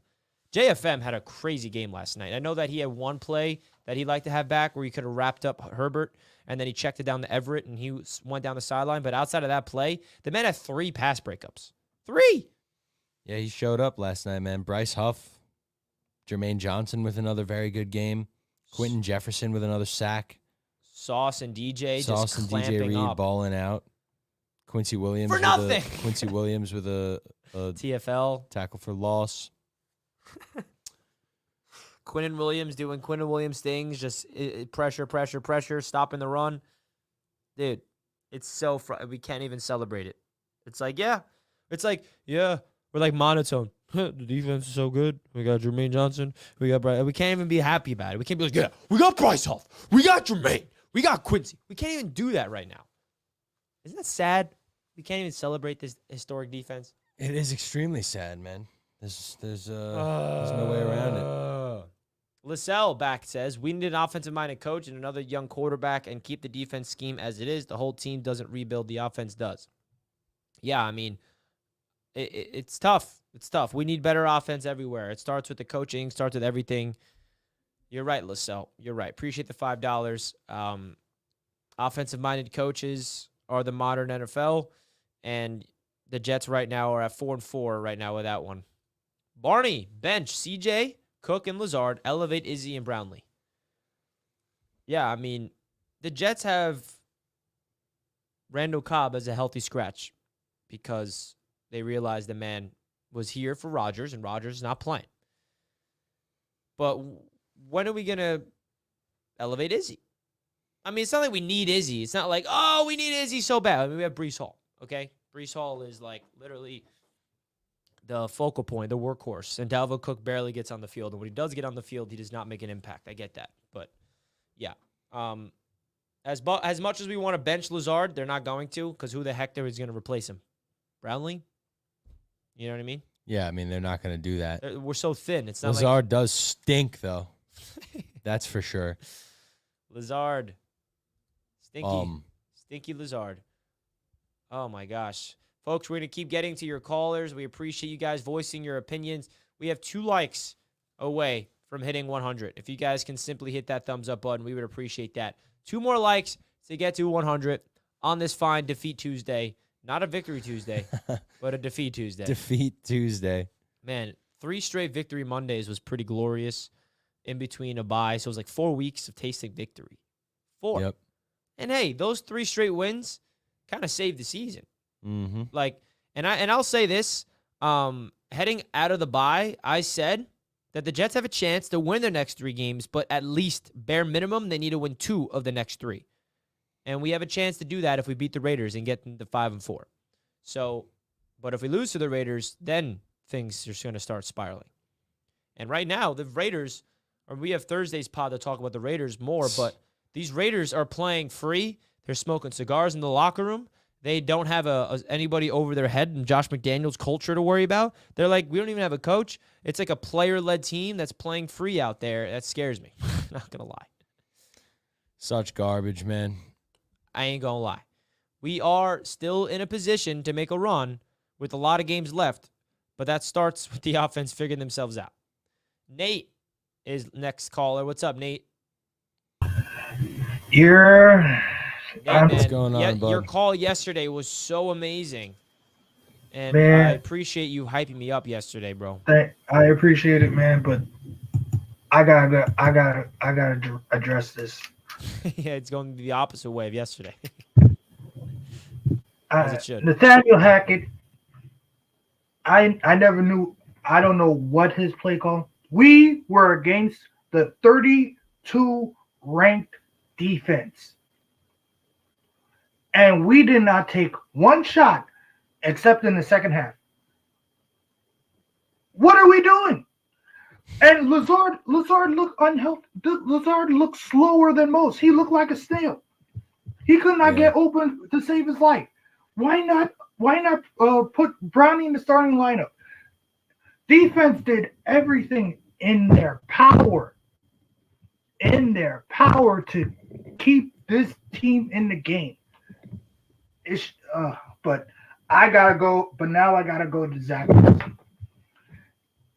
I believed in this guy, but I have to say this now. I'm going to trade him. Trade him to the 49ers. They need somebody. And in free agency, I know everyone's going to say, "Oh, this is a terrible one," but I'm signing Baker Mayfield. Cuz signing Baker Mayfield when? Free agency. I'll take Baker Mayfield. Let him sit with Rodgers. Let him take a year to get his mental right. The issue with that is Baker's a starting quarterback for the Bucs right now. He doesn't want to be a backup. He's a starter. Yeah, you're right. But hey, I mean, I love Baker as a backup. Hey, listen, he's when you say alpha, he's an alpha guy. I'm just saying he's built for New York. That's what I'm saying. But if we have Baker, I feel like we'd be I don't know, 5-3, 4 maybe. But it's just like I'm just so disappointed. I'm so disappointed. The only good thing about this is that the Knicks won, so that is a plus. But let's go Knicks, baby. I was last night, like before bed, I was watching because I didn't obviously be able to watch the Knicks game, and I was watching the MSG post game, watching the highlights, and I'm just like totally forgot about the Jets for a good 15 minutes. Exactly, it was like R.J. Barrett. Exactly, felt great, but then I got back to reality. I was like, but it's just like I said, we gotta take this. It's gonna be a bet. There's gonna be a sour taste in our mouth. We gotta move forward. We got the Raiders. Let's do this, JETS, man. Run up the likes for Richie Jack, man. Thank you, Nate. Hey, Nate, thank you so much, brother. We appreciate you. 100%. Yeah, Zach Wilson is a huge problem. I don't know who wants Zach Wilson, though. That's another thing, Who's going to want Zach Wilson? Well, even as a backup. At least we're not committed $40 million a year to him like Giants are. Thank you, Lord, because, I mean, what has Zach Wilson put on tape that makes him attractive to any NFL team, even as a backup? Because, like, a backup needs to be a competent quarterback that can come in when his number's called and put up points. And Zach Wilson has not done that once. And that's what Gizmo says here with the $5. Appreciate you, Gizmo. We should never have gone into the season with Zach as our backup. Absolutely, quarterback. Man. Also, Hackett brought Broncos dead offense. He has to go. I didn't even think about that going into this year. I was just thinking, man, we have Aaron freaking Rodgers, as we all were. Zach Wilson gets to sit back and learn from Aaron Rodgers, and then hopefully once Aaron Rodgers leaves and we've won a Super Bowl, we'll have Zach Wilson who sat back and learned from Aaron Rodgers. And you know what? How wrong were we, or was I don't want to speak for anyone but myself here, to think that. Yeah, I mean, this guy is almost as bad as it gets. In an ideal world. He is about to do something that is almost impossible. This is probably going to be his third year in a row where he finishes with the worst QBR in football out of 32 quarterbacks. That's never been done before. Way to be, Zach. That's hard to do, man. It's hard to be the worst at your position 3 seasons in a row. But Zach Wilson is going to do it, man. That's the type of overachiever he is. He reaches for the stars, and he will not stop until shout out his to goal Darrelle Revis real quick, has been though. achieved. I forgot to mention him. Just want to give a shout out to Darrelle. Some positivity. He was honored last night at halftime. The great Darrelle Revis into the Hall of Fame. He deserves just a quick shout out. We're not going to spend too much time on it, but shout out to Darrelle Revis, Revis Island. And it's not even like I'm like, oh, Revis, come back. We need you. We got Sauce and DJ Reed. But nah, man, all seriousness, love you, Darrelle. Appreciate what you did with the Jets, and congratulations. All right, let's I got myself a 90 overall Darrelle Revis on Madden Ultimate Team. He's been getting me some pick sixes for sure, baby. Some user pick and shout sixes. out to Sauce right there. Oh, man. We love you, Sauce. You're so good, man. So good. Fins Up is next. What's up, Fins Up? You're live, baby. Going once. Going twice, Fins Up. Smell ya, Fins. Sold. Fins Up. Out of here. All right, next caller. JT rocking the Brees Lightning merch again. What's up, man? Yeah, What's it gets good, cold. bro? I work from home. It gets cold in the basement sometimes. I love get it, bro. that. But I get that. Hey, rock but that baby every day. of Sledge. course, of course. I'm gonna start with a little bit of positivity, man. This defense, as you guys have echoed all stream, is just ridiculous, man. It really And is. I know we have to say it like monotone, like it was a terrible game overall, but the defense was just spot on. I mean, what, 10 points where the 7 they I guess 14, but the 7 they let up was what started in charge our territory off a fumble.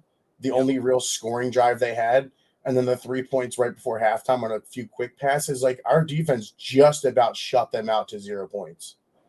The fumble to the 1 yard line, like it was just insane. This is the worst offense we've ever. I think this might be just as bad as the Gates years with the offense, because every single facet of the offense outside of Brees Hall was terrible. Yeah. Lazard, his penalties. Garrett had a penalty and a fumble, crucial fumble. Just trying to fight for more yards, hold the ball and go down. It was 1st and 10, I believe, right? Or 2nd and 10. You still have another down. You don't have to fight for the first down every single play. And it cost you like it did there. Hackett, abysmal. Hackett's terrible. Terrible. As I believe somebody said a little bit before, Hackett brought his Denver inept offense over here. Hackett is a big issue. Scheme is terrible. There's been plenty of times where in the red zone, where we 1st and 10 at the 15, we're going to try to pass it, get sacked. Pass it in, get sacked. 3rd and 20-something? From the red zone to just about out of field goal range. Terrible, man. Terrible. 100%. Absolutely. Absolutely. You know, it's another man. interesting stat, man. What? The Jets offense has the and this goes down to Nathaniel Hackett as well. The worst 3rd down conversion percentage in football. They are I'm not shocked. 22% 3rd down conversion rate. And that's and 32nd in the league. And while you have to convert that as the players, it falls on coaching scheme too, because there's a lot of times 100% because they're we're behind 3rd the and 20, chains constantly. 3rd and 25, 3rd and 18. How are we going to convert 3rd and 18, 3rd and 20 multiple times a game? We're constantly it's behind just, schedule, and that goes, on Hackett and as well as the players, obviously. But constantly being behind schedule, no creative ways to get us out of trouble. We are completely one-dimensional, man. If Brees Hall does not have a game in which he looks like the second coming of Adrian Peterson, we don't do anything on offense, and that is the most unsustainable way to play football, because I don't want to will this into existence, but we all know how running backs are one of the more injury-prone positions in the league. So we lose Brees Hall, we're stuck with Dalvin Cook and Michael Carter and Izzy Abanaconda, who we haven't seen a single time in the regular season. I don't know, man. It's sad, man. I agree. One more thing I want to bring up real quick. Yeah, if you go don't for mind. it. Just the youth movement. I know it was brought up a little bit before, but like, I mean, I know you kind of like shot the idea down a little bit, but like, why can't we just see Brownlee in some of these Lazard snaps? Like, he can't be worse. Hopefully the discipline's better. I mean, hopefully the speed's better. You know what I mean? I don't know. The Jets did it with Cobb, right? Mm-hmm. He's a healthy scratch. The Jets are not like shoving Cobb down our throats like we were screaming out there earlier in the year. Why is Cobb playing? Well, he's not playing. So, if the Jets want to hold their team accountable, and Lazard, he might be next. Lazard and Dalvin needs to be next as well, because I'm tired of seeing him on 2 or 3 straight plays, gaining 3 yards, and then getting blown up on a block. I'm tired of that. And me too. Absolutely, man. But JT, appreciate the call, my man. Really do appreciate all the support, dude. Thank you so much, man. Great call. Appreciate you, JT. Thank you, bro. He brings up another great points. And how about that 3rd down stat? The Jets offense on 3rd down. And so much has to do with the incompetence, 3rd and longs. It's like pathetic. Oh my gosh. Yeah, exactly. Our incompetence on 1st and 2nd down sets that stat up. Leads to the incompetence on 3rd down. It sets the stat up. Where's the 1st down on 2nd down? Oh, it's 2nd and 6. You can't get 6 yards? Oh, it's 2nd and 4. I'm going to take a 10-yard sack. And now it's 3rd and 15. Or I'm going to get an illegal shift penalty. Dude.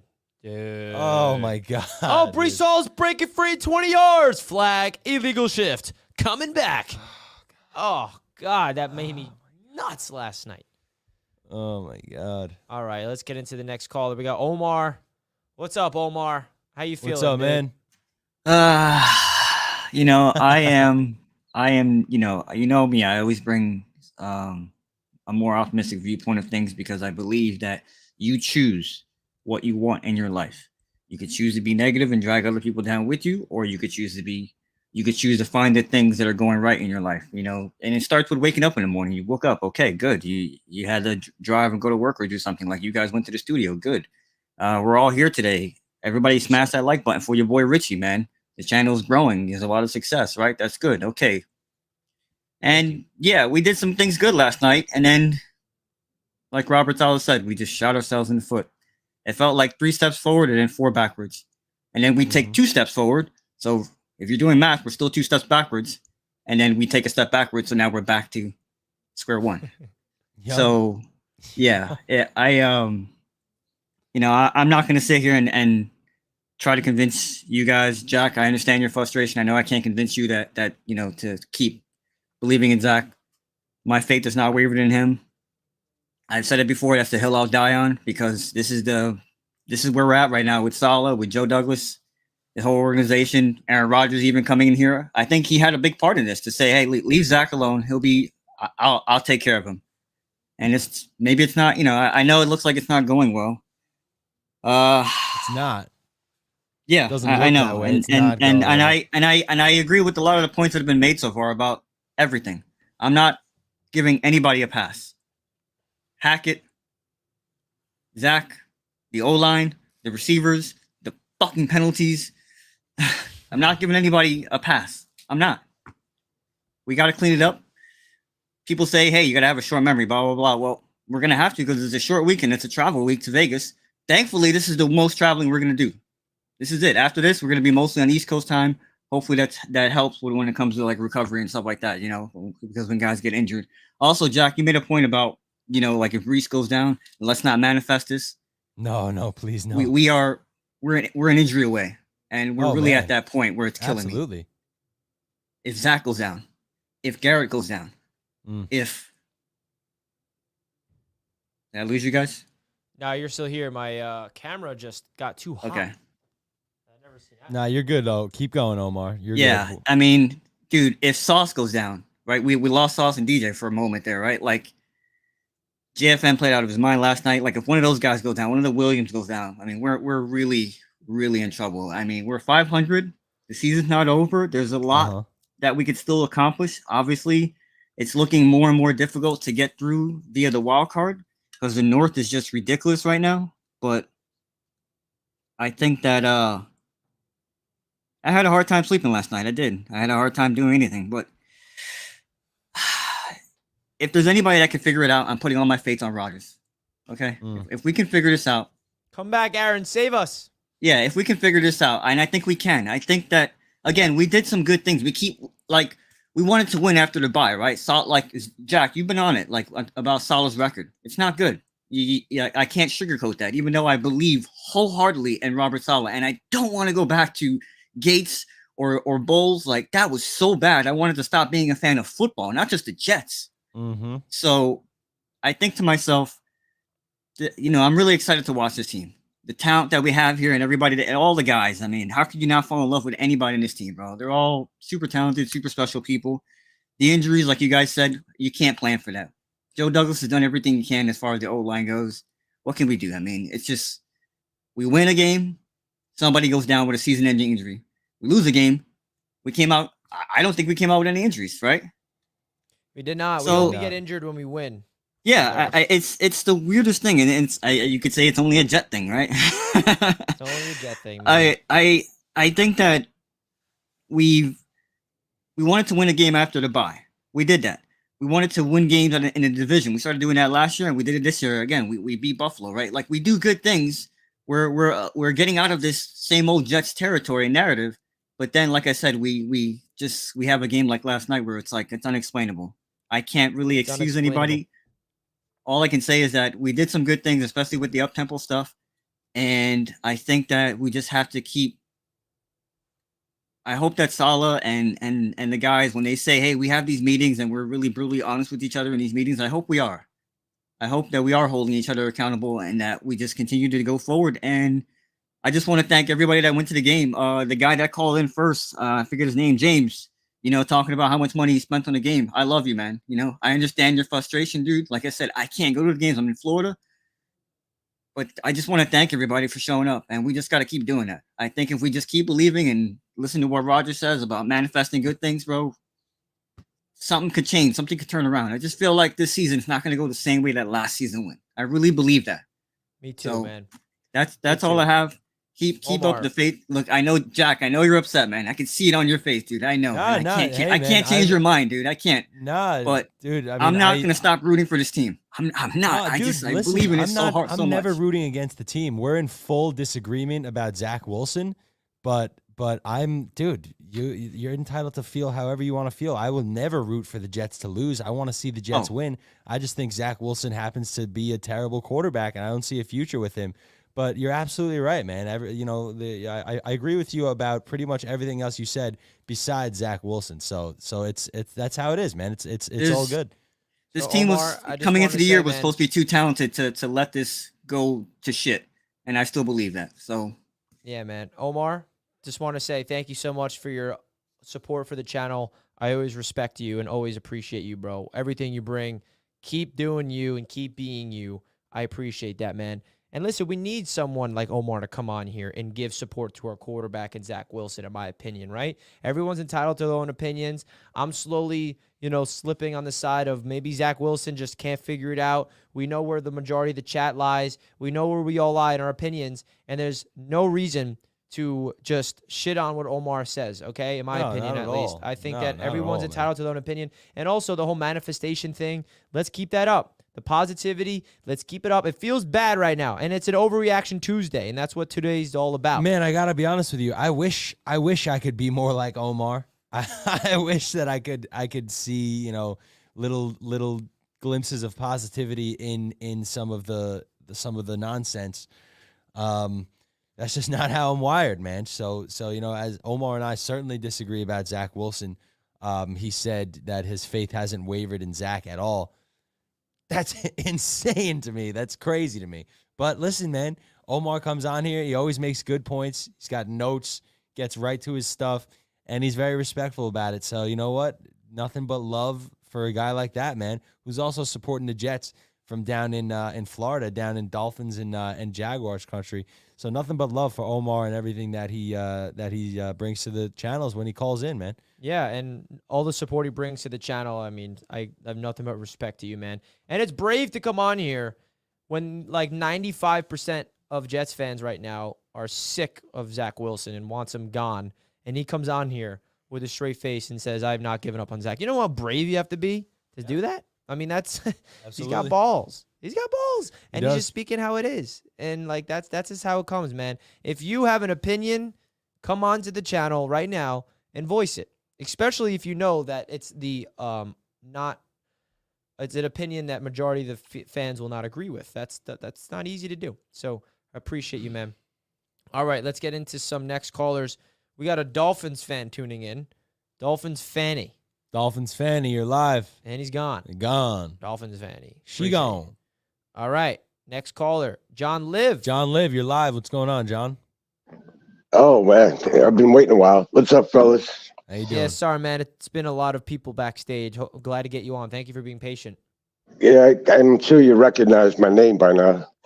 Yes, I have.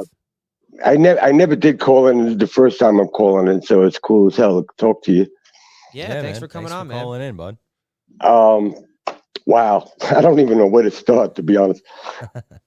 But there's a lot of things that were going through my mind. One of them is I find that the combination of Salah and Joe Douglas are extremely capable of building a defense. That's obvious. Totally obvious. And I don't think there's anybody better, actually. But when it comes to Joe Douglas, when he first came here, I read so many articles. I watched so many YouTube content, stuff like that, and everybody felt the same.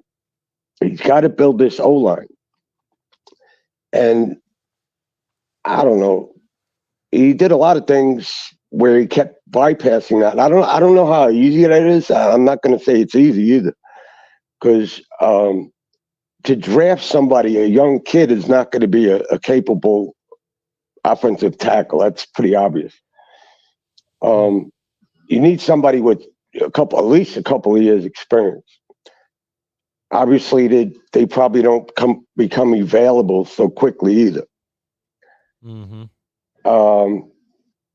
But anyway, it seemed like he was giving like half effort towards the O-line, where everywhere else it was great. Yeah. Zach, wow.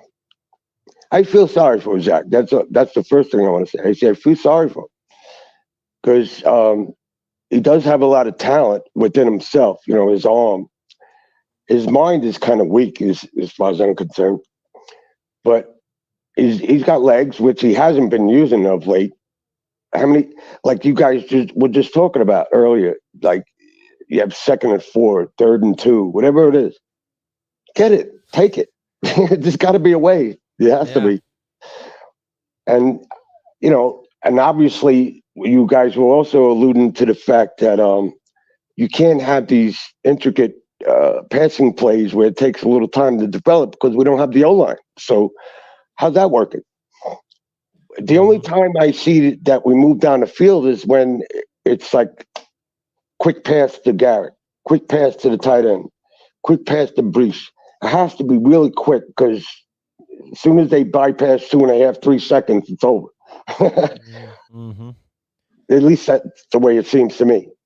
No, you're 100% right, John. And thank you so much for the call, and would love for you to come on more often. I see you in the chat all the time, and love to see you coming on here for the first time. Great call. Great call.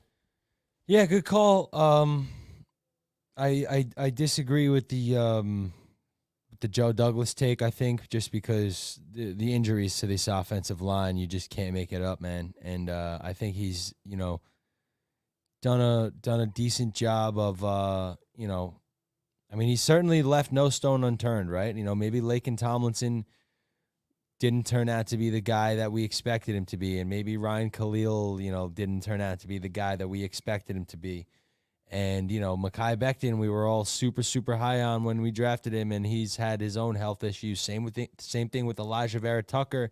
Now we see Connor McGovern go down for 4 weeks. We see Wes Schweitzer go down for 4 weeks. We see, Joe Tippmann come back from injury and play pretty well when the rest of the offensive line didn't play well at all. So I think Joe Douglas has actually done, just about as good of a job as he can in terms of, assembling pieces to put together this offensive line. Now, obviously, once you get the guy in the building, his job is done. And I think it falls on the coaching staff as to why Dwayne Brown looks like a shell of himself, as to why Max Mitchell is terrible, as to why Billy Turner is terrible. But once the pieces are in place, Joe Douglas's part of the job is done. So not every guy you bring onto the team is going to be an all-pro. So, I think, the injuries are obviously out of his control. What's going on, with the coaching staff is out of his control. So, yep. So I think that, Joe Douglas has still done mostly very good things in terms of building this roster. But then once the players are here, it's out of his hands. And then it falls on the coaching staff, which unfortunately is incompetent. Yeah, man. Amen. Amen to that. Agreed. All right, let's get into the next caller. We got Lee, who's been very patient backstage. Lee, thank you for being patient, my man. Yeah, no worries. Couple things. No, we need more Omars. I only like calling in when we lose because I feel like most of us just like complaining, which is a lot of fun. I feel like Hackett's it's an easy fix, right? They run on first down, great. 2nd and 7. What always happens next? Drop back, empty backfield. Get sacked, it's 3rd and 12. Like, what if we just ran it again on 2nd down? It's not like what a thought, right? Like, what, wouldn't that be great? Like, if so many of our third downs were just like 3rd and 4 instead of 3rd and 7. Yep. Like, maybe I'm like seeing things, but how many times did we run on 1st and 2nd down, like back to back, the whole game? I know not a lot because Zach threw the ball 50 times. Yeah, exactly. Yeah, he sucks. They put the ball in Zach's hands way too much. Right, and like, what's with the empty backfield on 3rd down? Like, what's the deal? Yeah, the empty sets give me anxiety every time I see an empty set. Literally like heart palpitations going on. And it's funny, because we know we're not, there's no disguise for what's coming your way, Nothing. Defenses are licking their chops because they know that one of the worst passers of the football currently in the league, probably the worst, is dropping back, and he needs to make something happen with his arm, which he's proven time and time again that he cannot do. And it's sad because the scheme, that's what Rodgers does. I mean, Rodgers is an empty his whole career, and it's like that's what Hackett is comfortable doing.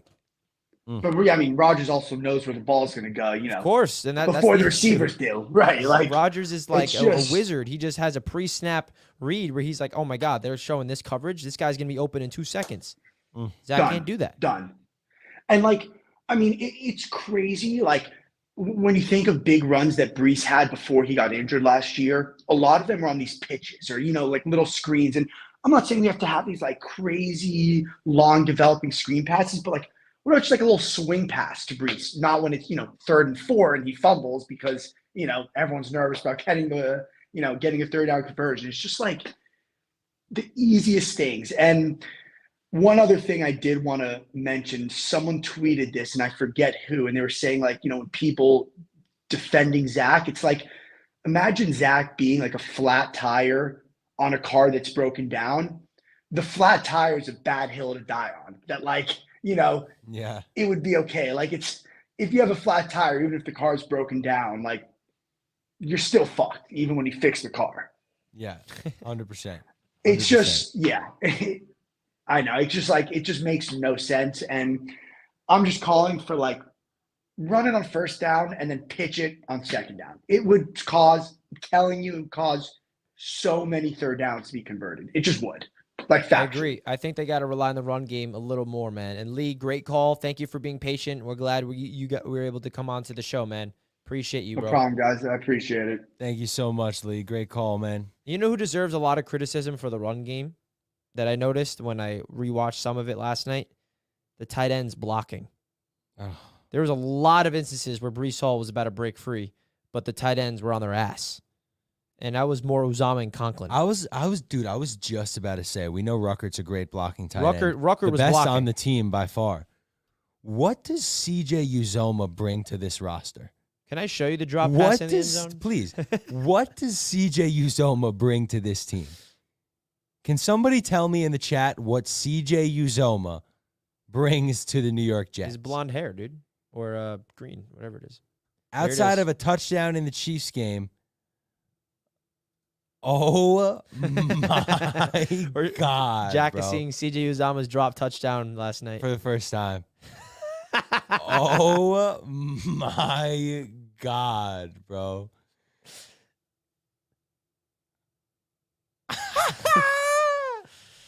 Dude, I mean. Oh my God. Dude. CJ Uzoma. He gets the squad hype before the game, though. CJ Uzoma. Yeah, that's the thing. That's the only thing he's good for. Just locker room presence. Nonsense bullshit locker room stuff. When they're walking out onto the practice field and some chick holding an iPhone's like, "What's your favorite Taylor Swift song?"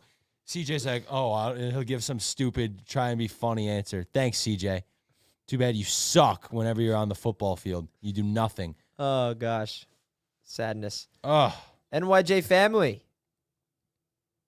What's up, family? You're live, man. Family. Smell you, family. All right. See you later, family. All right, next up. This is going to be good. We got Glenn. Glenn. Oh, Give man. it to us, Glenn. Hey there. How y'all doing? Good, you know how we're doing, Glenn. How are you doing, Glenn? Well, I ain't here to rub it in because it ain't like Miami had a good weekend either. Yeah, that's true. It's not. What I want to do is talk about your defense. Now, Let's hear the it. first time that's actually, I'll tell you the truth, that's the first time I ever watched a Jets game from beginning to end. There And you I go. will tell you this. I know the reason why I watched it because I said, well, San Diego Jets, it should be a good game. Hell, no other games on. I usually don't spend all weekend watching games. I got a life. But I did watch them. That defense is good. It's real good. The problem Yeah. I have with them, and it's going to be a problem, I think, with the Jets, is they just don't get wore out. I mean, they're on the field 15 different times. I mean, Yeah, that what falls was on it? the offense. Yeah, they're being exposed, and once you get exposed too much, your defense starts breaking down. Yeah, you And saw they were tired. they don't get tired, and as the season go further, it don't get worse and worse. And that offense is not helping. Now, yeah, they stopped the Chargers, and they got their pass defense is probably some of the best, probably right up there with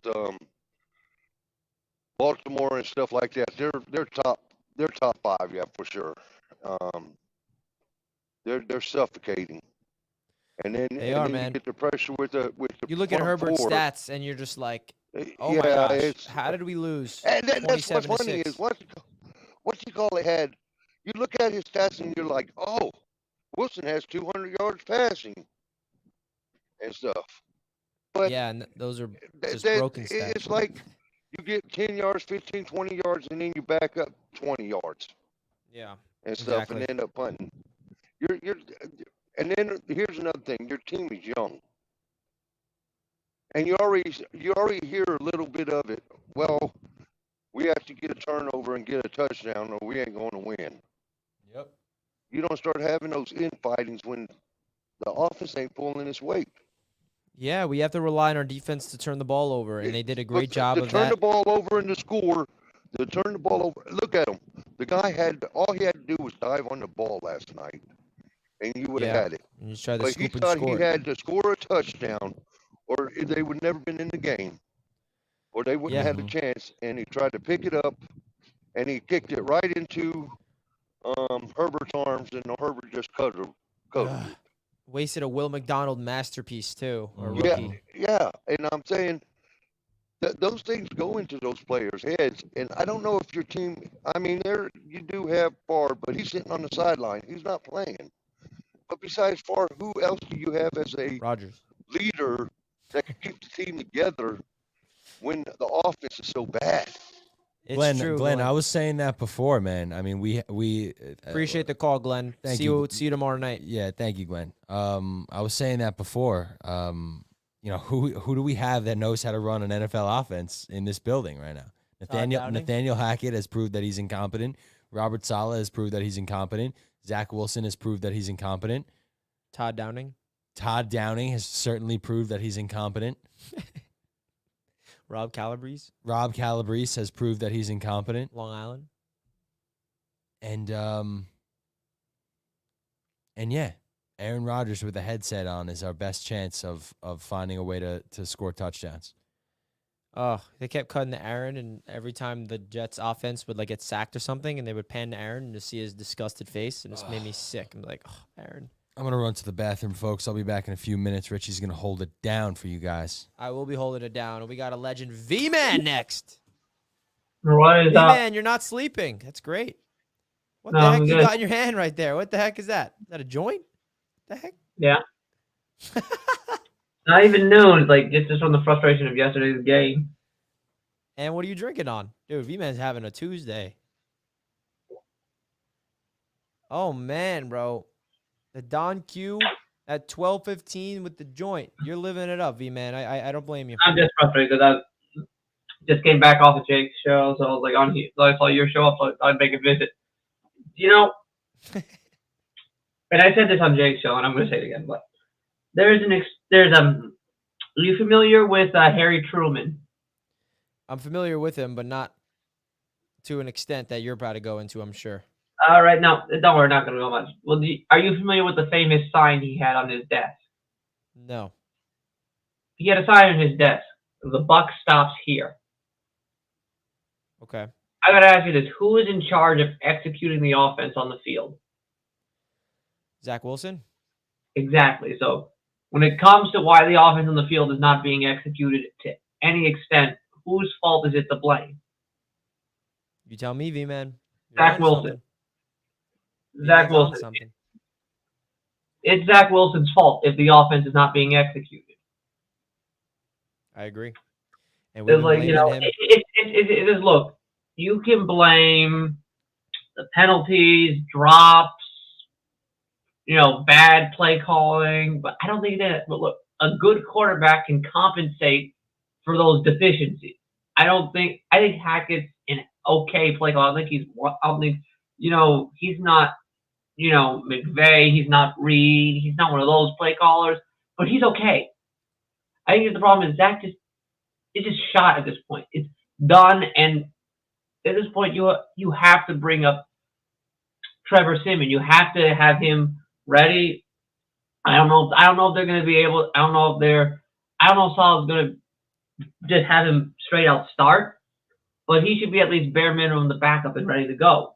Because at this point, look, you cannot waste another season of like this level of defense by just riding it out with Zach Wilson saying, "Oh well, you know, better luck next year when Rodgers is healthy." Like, you can't do that. You can't do that to these players. You don't know how long you can keep this type of core intact, and you're sitting here wasting it with a quarterback who can't. Well, I don't think can run a high school offense at this point. For, you know, a blind person can see that he is not good right now. Like a blind person, and we're sitting out here throwing him out there, and it's like it's just ridiculous. It is absolutely ridiculous. V-Man, Like, I don't blame you for having a nice wake and bake sesh mixed in with some Don Q at all. So, and you're right. The blame should be on the quarterback as well as everything else. And even a blind person can see the incompetence of Zach Wilson, apparently, which unfortunately seems to be true. It's like, no, it's just frustrating. Like I said, look, there are a lot of winnable games on this schedule, still on the schedule. I mean, look, beating Miami, beating Buffalo again is going to be tough. But like I said, at the same time, you got a Texans team. Like I said, ultimately, it's still a rookie. As good as C.J. Stroud is playing, he's still a rookie quarterback. This is an elite level defense, and you should be able to keep a rookie for as good as he is in check. You got the Falcons, who are terrible. Then you got, like, who else do we got on this team? You got, like, the Raiders are terrible. You got the Patriots at the end of the year, who are probably, like, let's be honest, with the way their season's going, they're going to be mailing it in at that point. Let's be real. We got a chance still. I mean, it feels like the end of the world, V-Man, but if the Jets beat the Raiders, we're right back in it. 5-4, one game out of first place in the division, and then we have two AFC East games back-to-back. So, like, that's reality. Exactly. Like I said, if you can just stop being stubborn, put this offense in the hand of Trevor Lawrence. Oh yeah, the commies too. Yeah, they're terrible. But put this team in the hand of Trevor Lawrence. I mean, Trevor Siemian. I'm so I am so frustrated. I am messing up my words. You're drunk or frustrated? Which one is it? A little bit of both. All right, V-Man. Well, you spark that up and enjoy your Tuesday, bro. Woo! What a finale. V-Man, always with the phenomenal calls, dude. First he was sleeping on Jake's show, and then he comes on here and lights a J and takes some shots of Don Q. Wow, I hope I don't get demonetized now. All right. Boba Jet, what's up, dude? Yo, what up, Richie? How you doing, bro? Pretty good. Horrible, but pretty good. What the hell's going on with Jack? That's the longest piss I've ever seen. Yeah, man, I got a piss too. He needs to get back here. Yo, straight up. No, listen, I actually yesterday morning I woke up. I didn't have a ticket to the game, and I had an itch. I was like, something's good gonna happen tonight. So I called out to my wife, told her, yo, listen, if you can get out of work early, I can make this game. So she got out of work early. I bought my ticket, headed over to MetLife, got there. I got there a minute after that return touchdown. And I'll be honest, I saw that game. Zach Wilson is the biggest problem we got, bro. Zach Wilson is the biggest problem we got. It's not Nathaniel Hackett. I know we wanna find where all the problems are. But when you have a quarterback out there that cannot execute a play, I was standing behind section 110 watching the game, and I can see him taking a sack when there was open men downfield, him throwing the ball away, him holding on to the ball too long. How many open receivers are out there? He can only get through one progression, and if that guy's not open, the play is done. All right. Nathaniel Hackett is making. He might not be. Who's the quarterback in KC? Mahomes. No, not that quarterback. The coach. He might not be Andy Reid. Playing calls, but he's making good play calls out there. But Zach Wilson just does not see the open man. And guess what? If we can't make passes downfield, 6-7 yards and make first down, Breece Hall is not going to be able to run the ball very effectively. Let alone Dalvin Cook, who's been ass cheeks all year long. All right, nothing is going to work with this kid behind center. And until we can figure out how to get a quarterback behind there, I know Aaron Rodgers was the answer, and I'm hoping a few weeks means he's coming back for Black Friday.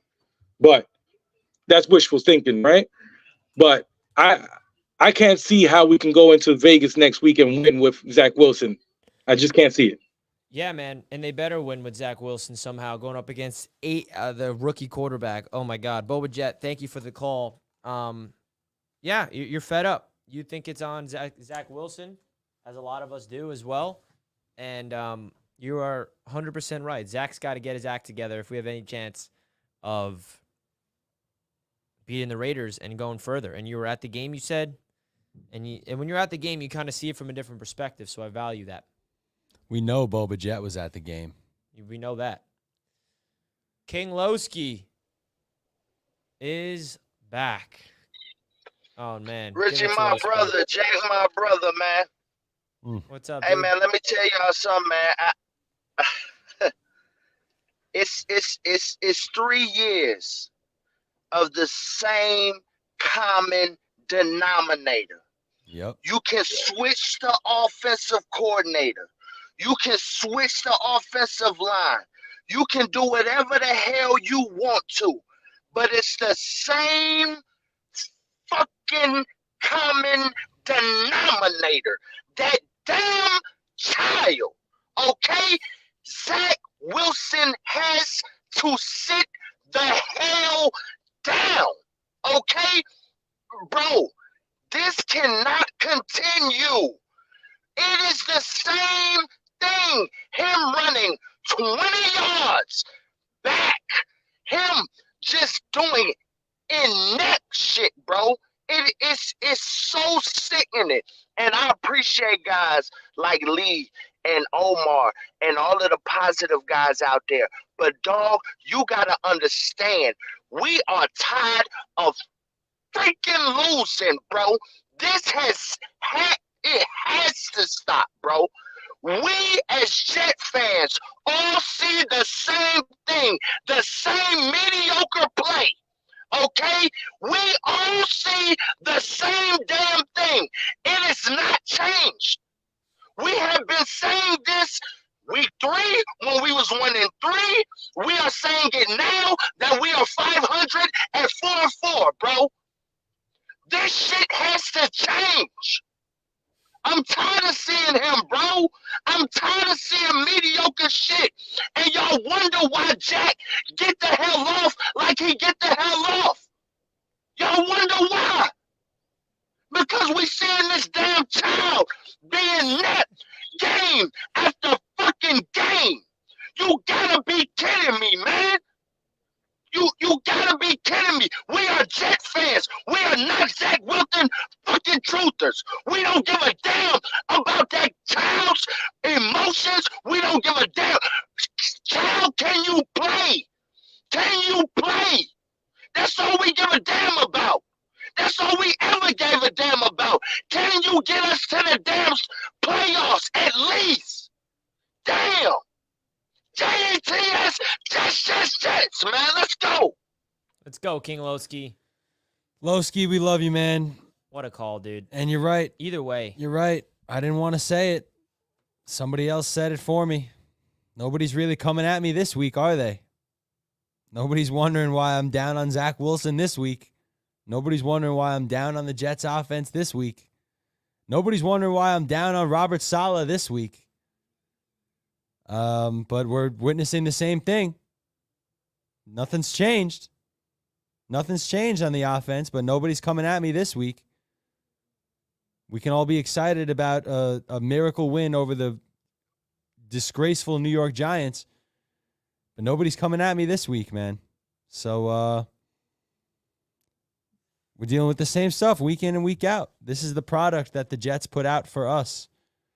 This is the product that the Jets thought was acceptable to raise season ticket prices for and make people pay for them in November. This month, people got to pay for their season tickets for next year. To hope that Rodgers doesn't tear his Achilles again. To hope that this Jets offense shows some sort of competence in what will be year 4 of Robert Salah.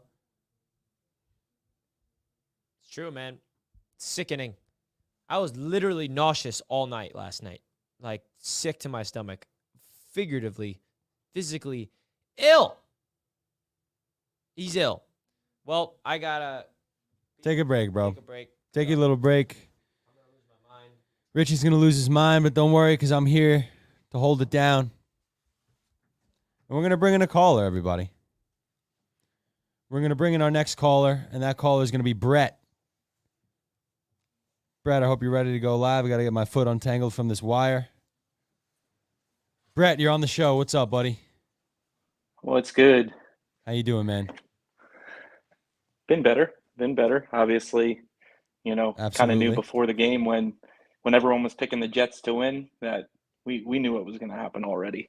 I knew it was doomed from the punt return touchdown, but 100%. What do you think? Zach Wilson's going to put up 7 points? What do you mean? No. Yeah, no chance. No shot. Obviously, been listening to the past few callers. We all share the same sentiment. It's just about execution. I mean, I was thinking back, play caller doesn't matter. Like Mike White, Joe Flacco, Josh fucking Johnson threw for 300 yards against the Colts. Like, come on.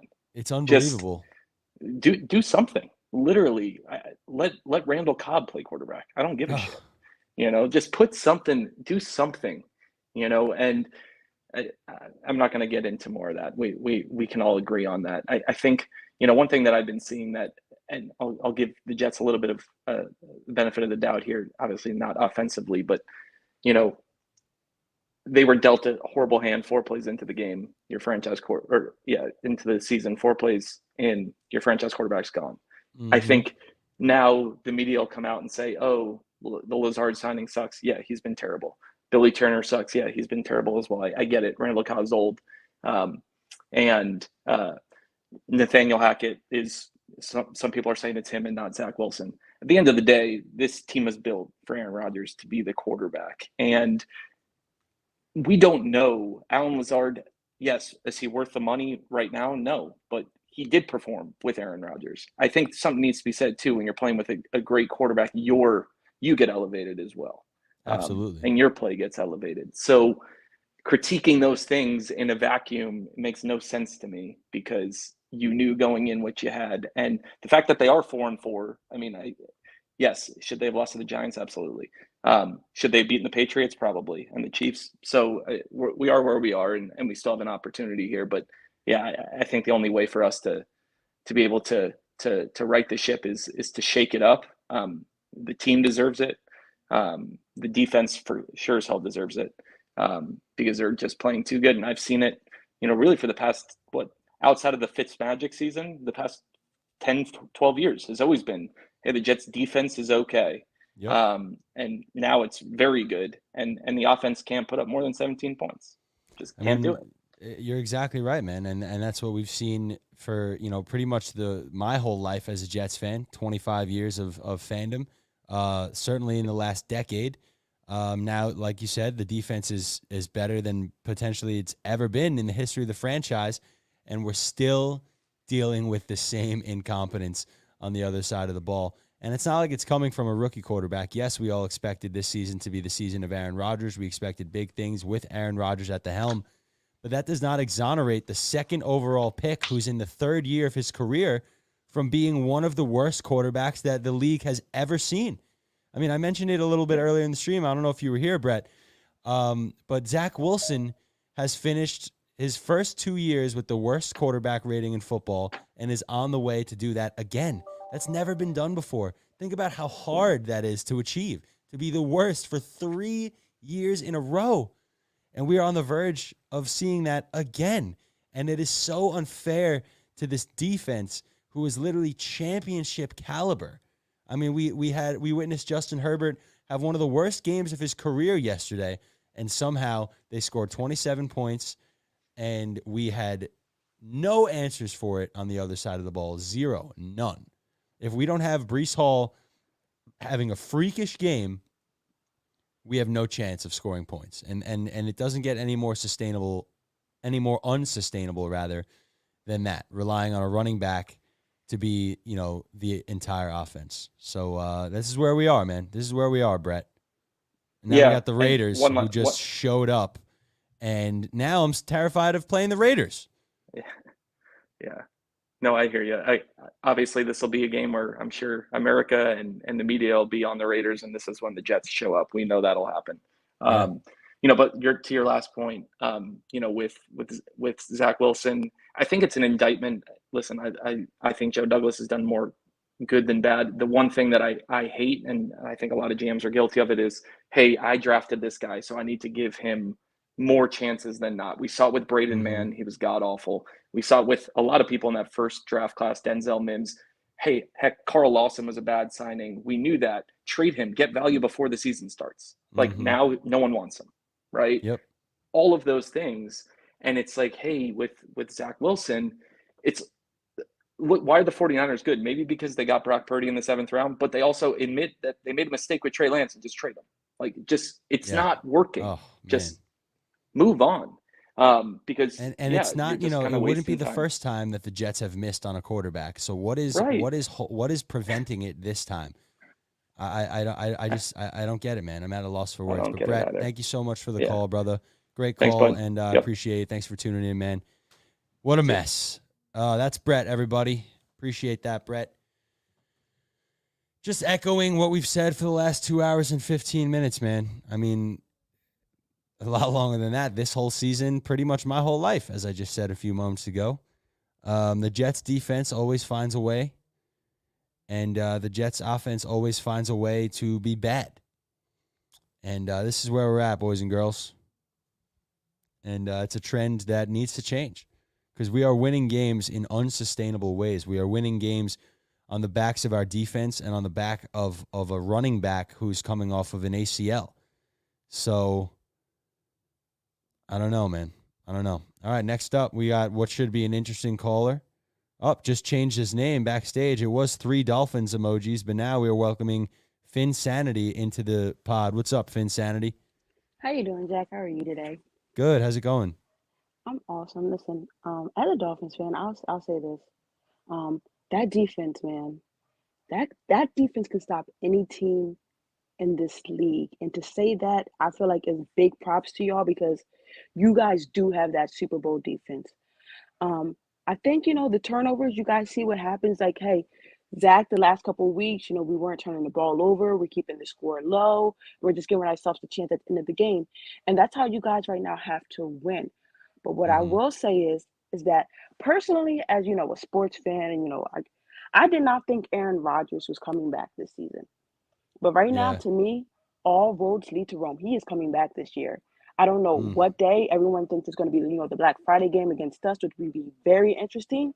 But when I hear, that, they really tried to go get Devontae, I'm like, bruh, you don't go get Devontae for Zach Wilson, because he's not really throwing the ball, and you're just going to have that torment. You feel me? You're going to get Devontae because Aaron Rodgers realizes he needs his guy back. Like, he needs a guy that he knows he can rely on and throw that ball up to. You feel me?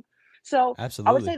I would say the positives that are coming out of this, even if Aaron Rodgers, he's going to be back next year, I think you guys will make another push for Devontae next year. I think, the Raiders right now need that leadership in their locker room with what they're going through, and they couldn't let a guy like Devontae go. And then there's also, draft capital. where will the Jets pick be at, right? If we give away Devontae, well, obviously you guys are going to win, and that draft pick is going to drop. So, odds are let us keep Devontae. Let's see what the Jets can do on their own, and then see where we're at, like with draft, capital. So I mean, the team next year, I do believe will be better, but that defense that you guys got, I understand the frustration. Exactly, me as a Dolphins fan, we've gone through our frustrations with quarterback and all that, but there is hope. I did not expect to see what I've seen from this Jets team, and like you guys said, you have very winnable games. And if I know anything about the entertainment business of the NFL, if Aaron Rodgers comes back and you can put that story together that he leads the Jets to the playoffs or whatever, we don't know what's going to happen there. You still got Patrick Mahomes and that whole storyline and all that. But that defense that you guys got, that will keep y'all in a lot of games. You just got to, play more fundamentally sound football, not have the turnovers. And that was just the difference. I get it. You're going to be frustrated with the guy, but you can see where they're trying to say, you know what, Zach, don't make the mistakes. And it was funny because when you guys came out the half, I just got home and I put on the game and I'm like, oh, Zach Wilson is dealing. And then, another turnover. So take the positive that your defense will keep you in games. You guys will have chances if you don't turn the ball over and you play smart football. It's a long season. It's one game. I understand it's on prime time. It hurts. It sucks. Me as a Dolphin fan, I've been there. But that defense y'all got, man, I don't think you could put anything better together. In fact, that they're still so young. Oh my gosh, you guys are going to be a problem. That's all I had to say. Well, Finsanity, thank you so much for such a positive call from a Dolphins fan. Appreciate it. And I got to say, I agree with everything you said. First of all, absolutely, the defense has been completely lights out and continues to prove that week in and week out. And then, speaking about, the Aaron Rodgers potential return this year, every time we see him drop back and throw the ball pregame, it just looks better and better every week. So I'm starting to think that that's potentially a reality that we could actually see happen.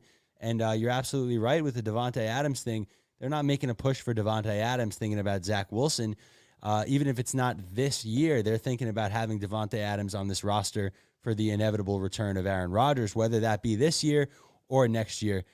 So you're absolutely right. So Finsanity, thank you so much for a great call, a nice objective call. I was fully expecting to be roasted by a Dolphins fan, Absolutely but not. I was pleasantly surprised. So thank you so much for tuning in, and thank you for the great call. Really appreciate it. No problem. Have a great day. Yeah, take care.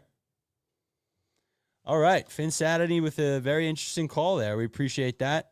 Nice words of encouragement from a Dolphins fan. And yeah.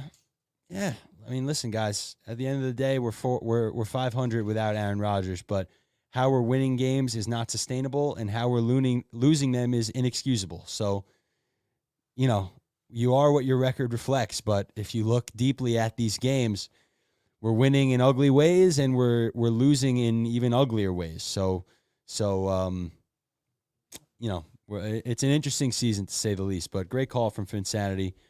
We appreciate that. Thank you very much. Next one coming in, Gizmo Maltese. Hey, what's going on, Gizmo? Hey, how you doing? You can hear me? Yes, we can hear you. All right, how you doing? All right, I'm doing okay. That was a tough loss last night. So I went into this game feeling that maybe we had a shot at winning the division, right? Mm-hmm. I mean, we're right there with everyone. We have 3 losses, but I had this one worry because I'm watching the Giant game. The Giants were terrible, right? They were broken, injured, and yet our offense, we barely got out of that game. We barely scored anything, and we saw the same thing in the Chargers game. Basically, this offense can't produce at all, Mm-hmm. But I don't know. I feel partly like maybe Hackett is the biggest problem because this offense looks like Denver's offense last year.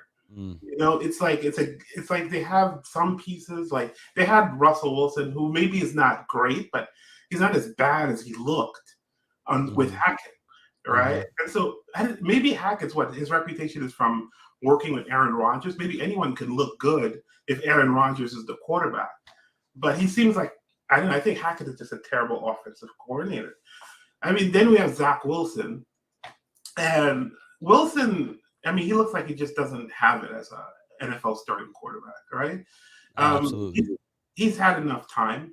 If you compare him to other rookies, right, like Brock Purdy, for example, right, and C.J. Stroud, who have far fewer starts, it's like a night and day difference, right? Oh, absolutely. So, yeah, so I mean, we can't just say, oh, he needs more time. I think he's had enough time to at least show us something, and we just really haven't seen. We've seen sometimes he can be competent, but we haven't really seen like he could be a star or that he can, and we haven't seen enough consistency to say that he can be like a starting quarterback. No, absolutely. The bad when it comes to Zach Wilson, I think it's as simple as the bad just far outweighs the good. He's yet to have a 300-yard game as a quarterback. He's yet to have 3 touchdown passes in a game. We're still waiting for that bona fide great performance where we can say, all right, this was a great game from Zach Wilson. We don't have to sell ourselves this or that or convince ourselves of that. We've yet to see that great game. And you mentioned a guy like C.J. Stroud. He's already had multiple games in his rookie season that are better than anything we've seen from Zach Wilson through 3 years. So, we've moved on from quarterbacks quicker than Zach Wilson.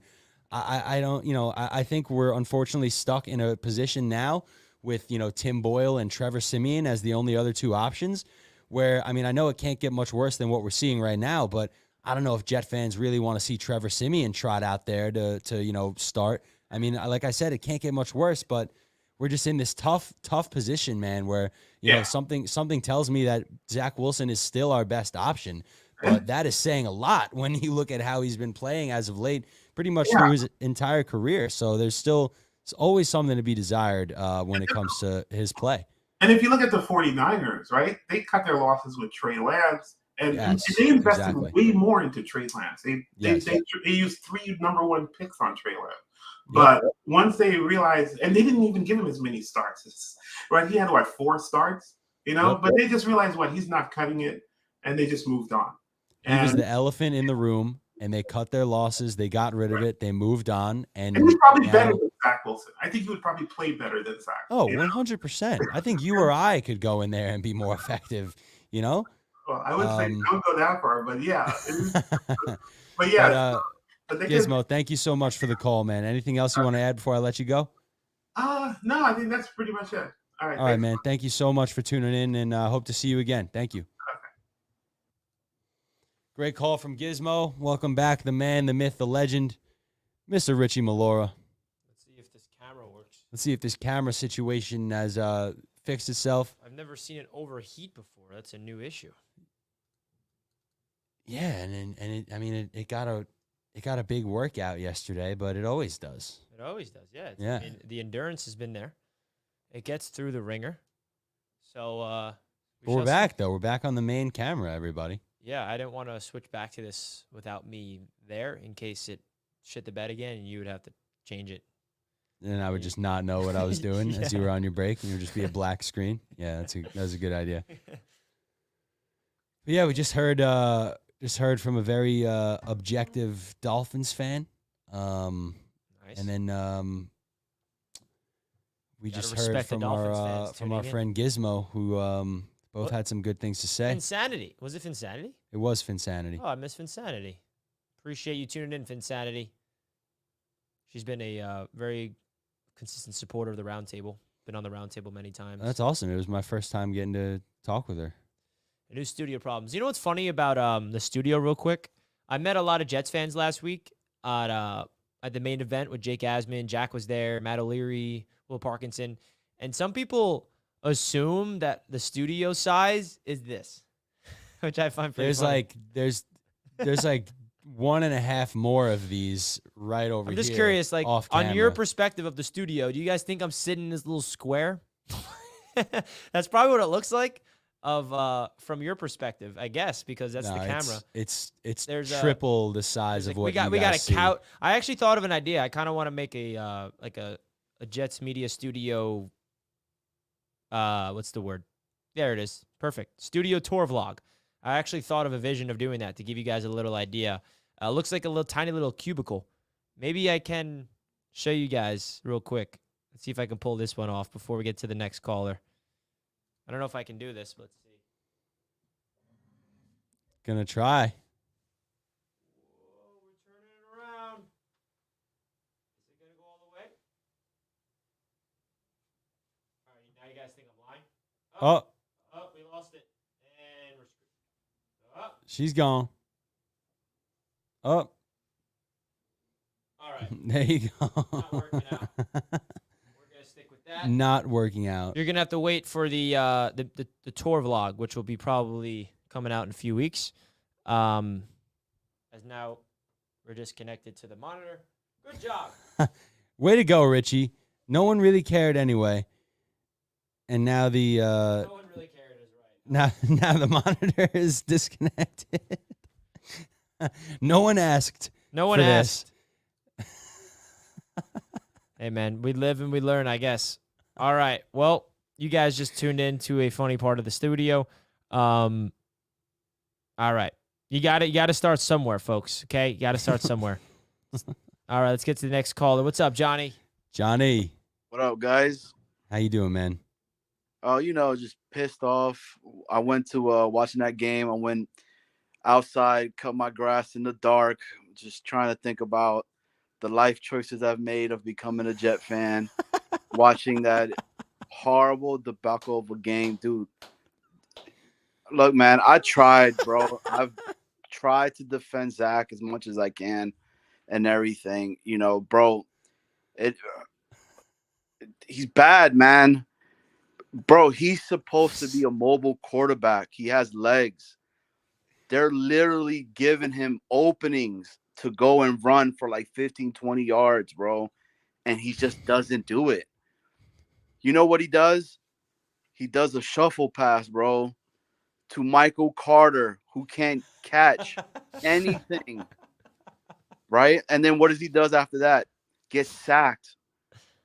Right? It's just, at what point does the organization say, look, it's done. Like, if we're gonna go down with the boat, let me go down with Boyle or Trevor, dude, and say, hey, at least we tried it. Right? We're wasting years of defensive players that are gonna start saying to themselves, do I want to stay here? We're wasting years of offensive players that are going to say, do I want to stay here? I get it, right? We got Aaron Rodgers, but Aaron Rodgers got a pretty bad injury. We don't know what's going to happen. We can only do what we have right now at the current moment. Yesterday, I'm like, where's the creativity of this damn team? Like, give me a jet sweep. We're the Jets. We don't do that, right? Give me a Wildcat. I'll take the Wildcat, bro. We actually saw a Wildcat for the first time yesterday. And it worked. It was different. Caught them off guard, right? I mean, this is 36 years of seeing the same crap over and over and over, investing money, investing time, just to think something. My pops is hyped up, calling me yesterday. Hey, they're on Monday night. You're gonna watch it. And I'm like, yeah, Dad, I'm gonna watch it. He's like, you gonna watch it? He's like, yeah, bro. Calls me at halftime. It's done. They can't. Yo, the stats are crazy. If we were to look at the stats with just the stats itself, we should have beat the bricks off of the Chargers. Mm-hmm. We scored 6 points. 6 points on the worst defense that's out there right now. We made the Chargers look like the Ravens on us, bro. That's what's so crazy about it. And then now I'm like, crap, we got to play against the Raiders next week. Their scheme is so similar to the Chargers, other than O'Connell, right? What else are we going to do, man? And, bro, like I said again, I'm one of the most positive Jet fans, dude. I've been through the crap years no matter what, but it's like, dude, just stop with this kid. Like, he's not it. He's not running. Like, just use your legs. Give me something to be like, dude, this dude is trying, but he's not. Now he's like worried about, if I throw the ball, I'm going to get an intercepted and everybody's going to beat me up. I don't know, bro. It's just crazy to me. I don't understand it. I mean, bro, I'm about to go to my lake and just throw myself in there last night, bro. That's how pissed off I was watching this damn game last night. Questioning your life decisions. Dude, hell yeah. Bro, I'm a Jet. I'm a Knicks fan. I'm a Rangers fan, bro. All I know was heartache, dude. And I'm a Knicks fan, bro. Like, all I know, and Mets, of course, right? All I know is heartache, dog. And it's just like the same crap over and over and over. It's literally the definition of insanity, bro. Ugh. Me expecting something different. And I go into the season, I'm like, I get it. We're 4-4, bro, right? It's happening all over again. We're going after the bye week. Instead of us rising up as we should, we're going, I'm just going to keep going down with this. Like, I mean, bro, I'm up to the point where I'm like, yo, Jack, how far can you throw the damn ball, bro? Richie. Hey, man, I used to quarterback a little bit back in my day. Put me out there. Yeah, dude, I need both of you guys to be out there. I mean, CJ, what is he doing out there? Give Ruck the ball. Let dude play more. He blocks. Like, what is this guy doing? Bro, last night I was like, what is Lazard doing? Like, why is he dropping these balls, man? You got him paid like this. Like, it's just, and my kid, she's 9 years old, bro, 9 years old. And she's like, Dad, I'm going to bed. They're going to lose. At 9 years old. At 9 years old, bro. She's starting so early. She's like, I'm going to bed. I'd rather go to sleep and so I could be okay. I don't want to go to sleep pissed off. I'm like, what? Bro, it's just, I'm sorry, man. I just need to get it out, dude, bro. The Jets are so bad that a kid with an opportunity to stay up late on a school night is like, nah, I'd rather go to bed than watch this. Like, I want to go to bed, wake up to a good breakfast, and I know the outcome. Bro, 6 points. Oh, 6 points. Johnny, we love you, bro. JETS. Always. Jets. Well, at least she had a good breakfast in the morning, right? Yes, sir. No, I gave her cereal. I was like, I don't want to have a bowl of Jets lose, you getting the easy breakfast. So, all right, boys. Johnny, appreciate you, bro. All right, man. Great call as always, brother. Take care. That made me laugh from the get, man. Why? Just because Johnny's like, I was up late last night. I was outside pacing around, questioning my life decisions for being a Jets fan. And then he's just like, I'm watching the game. I'm like, Alan Lazard, what are you doing, bro?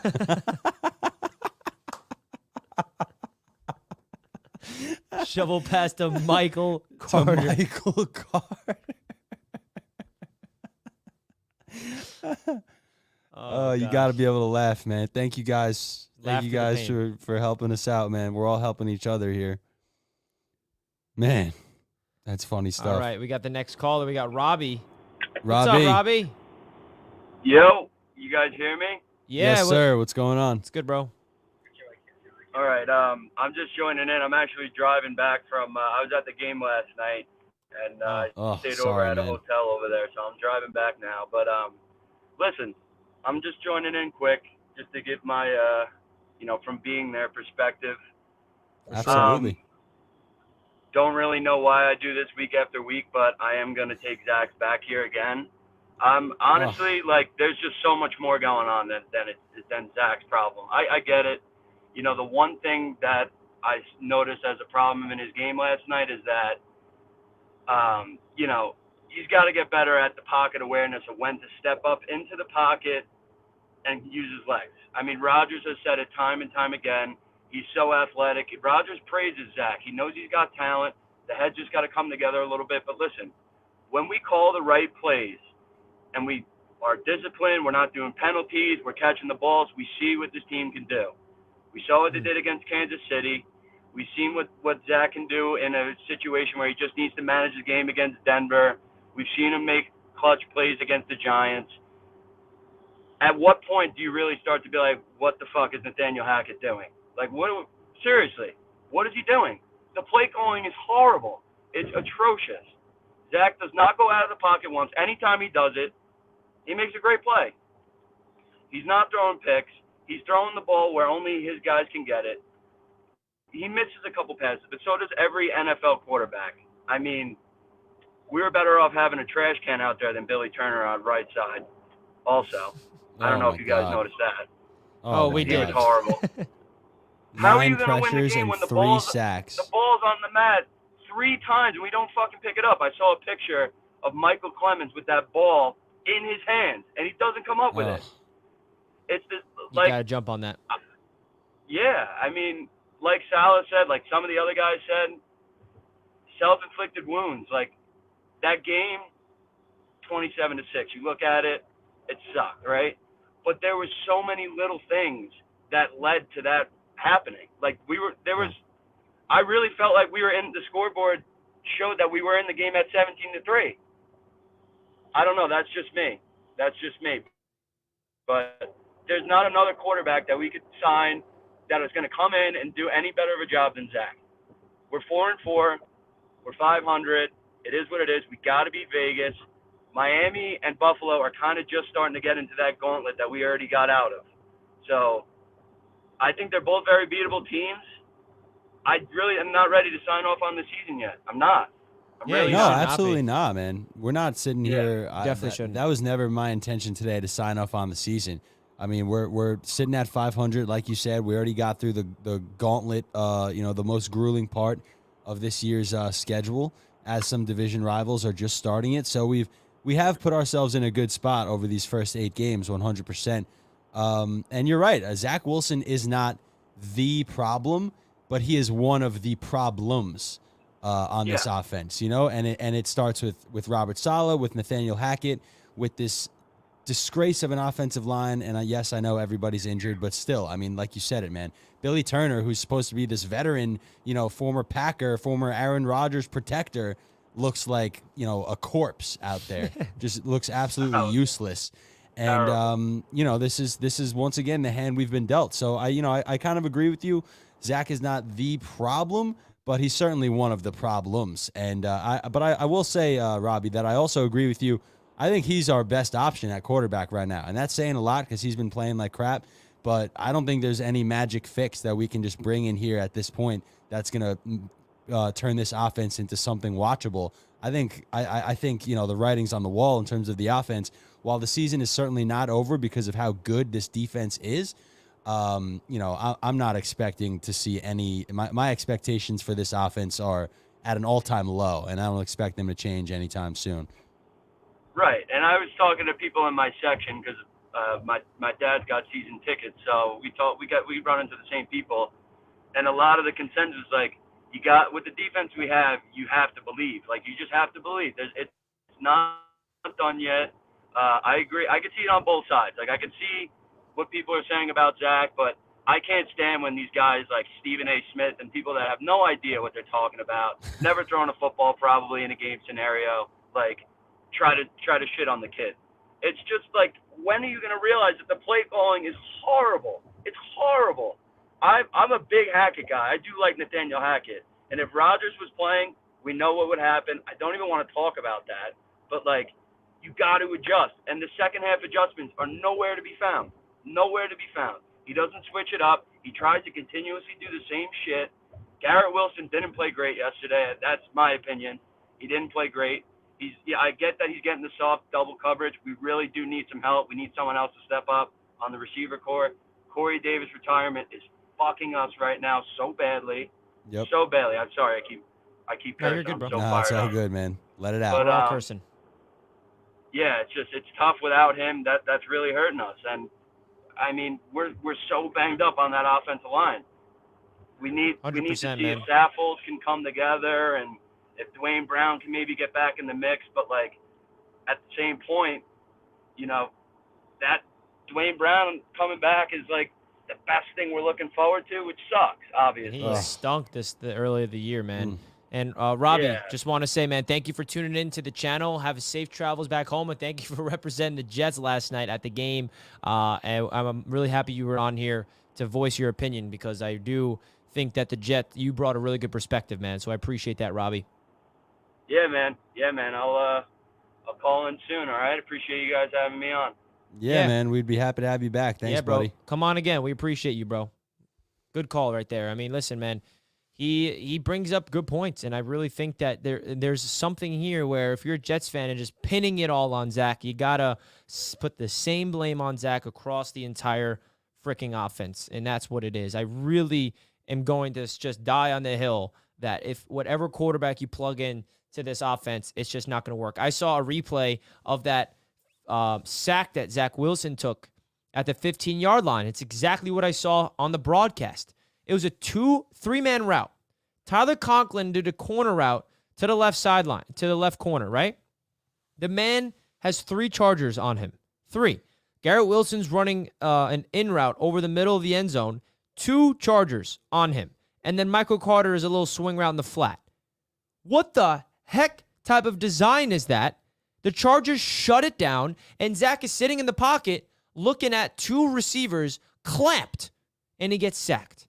Like that, what is Josh Dobbs doing there? Sacked. What is Aaron Rodgers doing there? Sacked.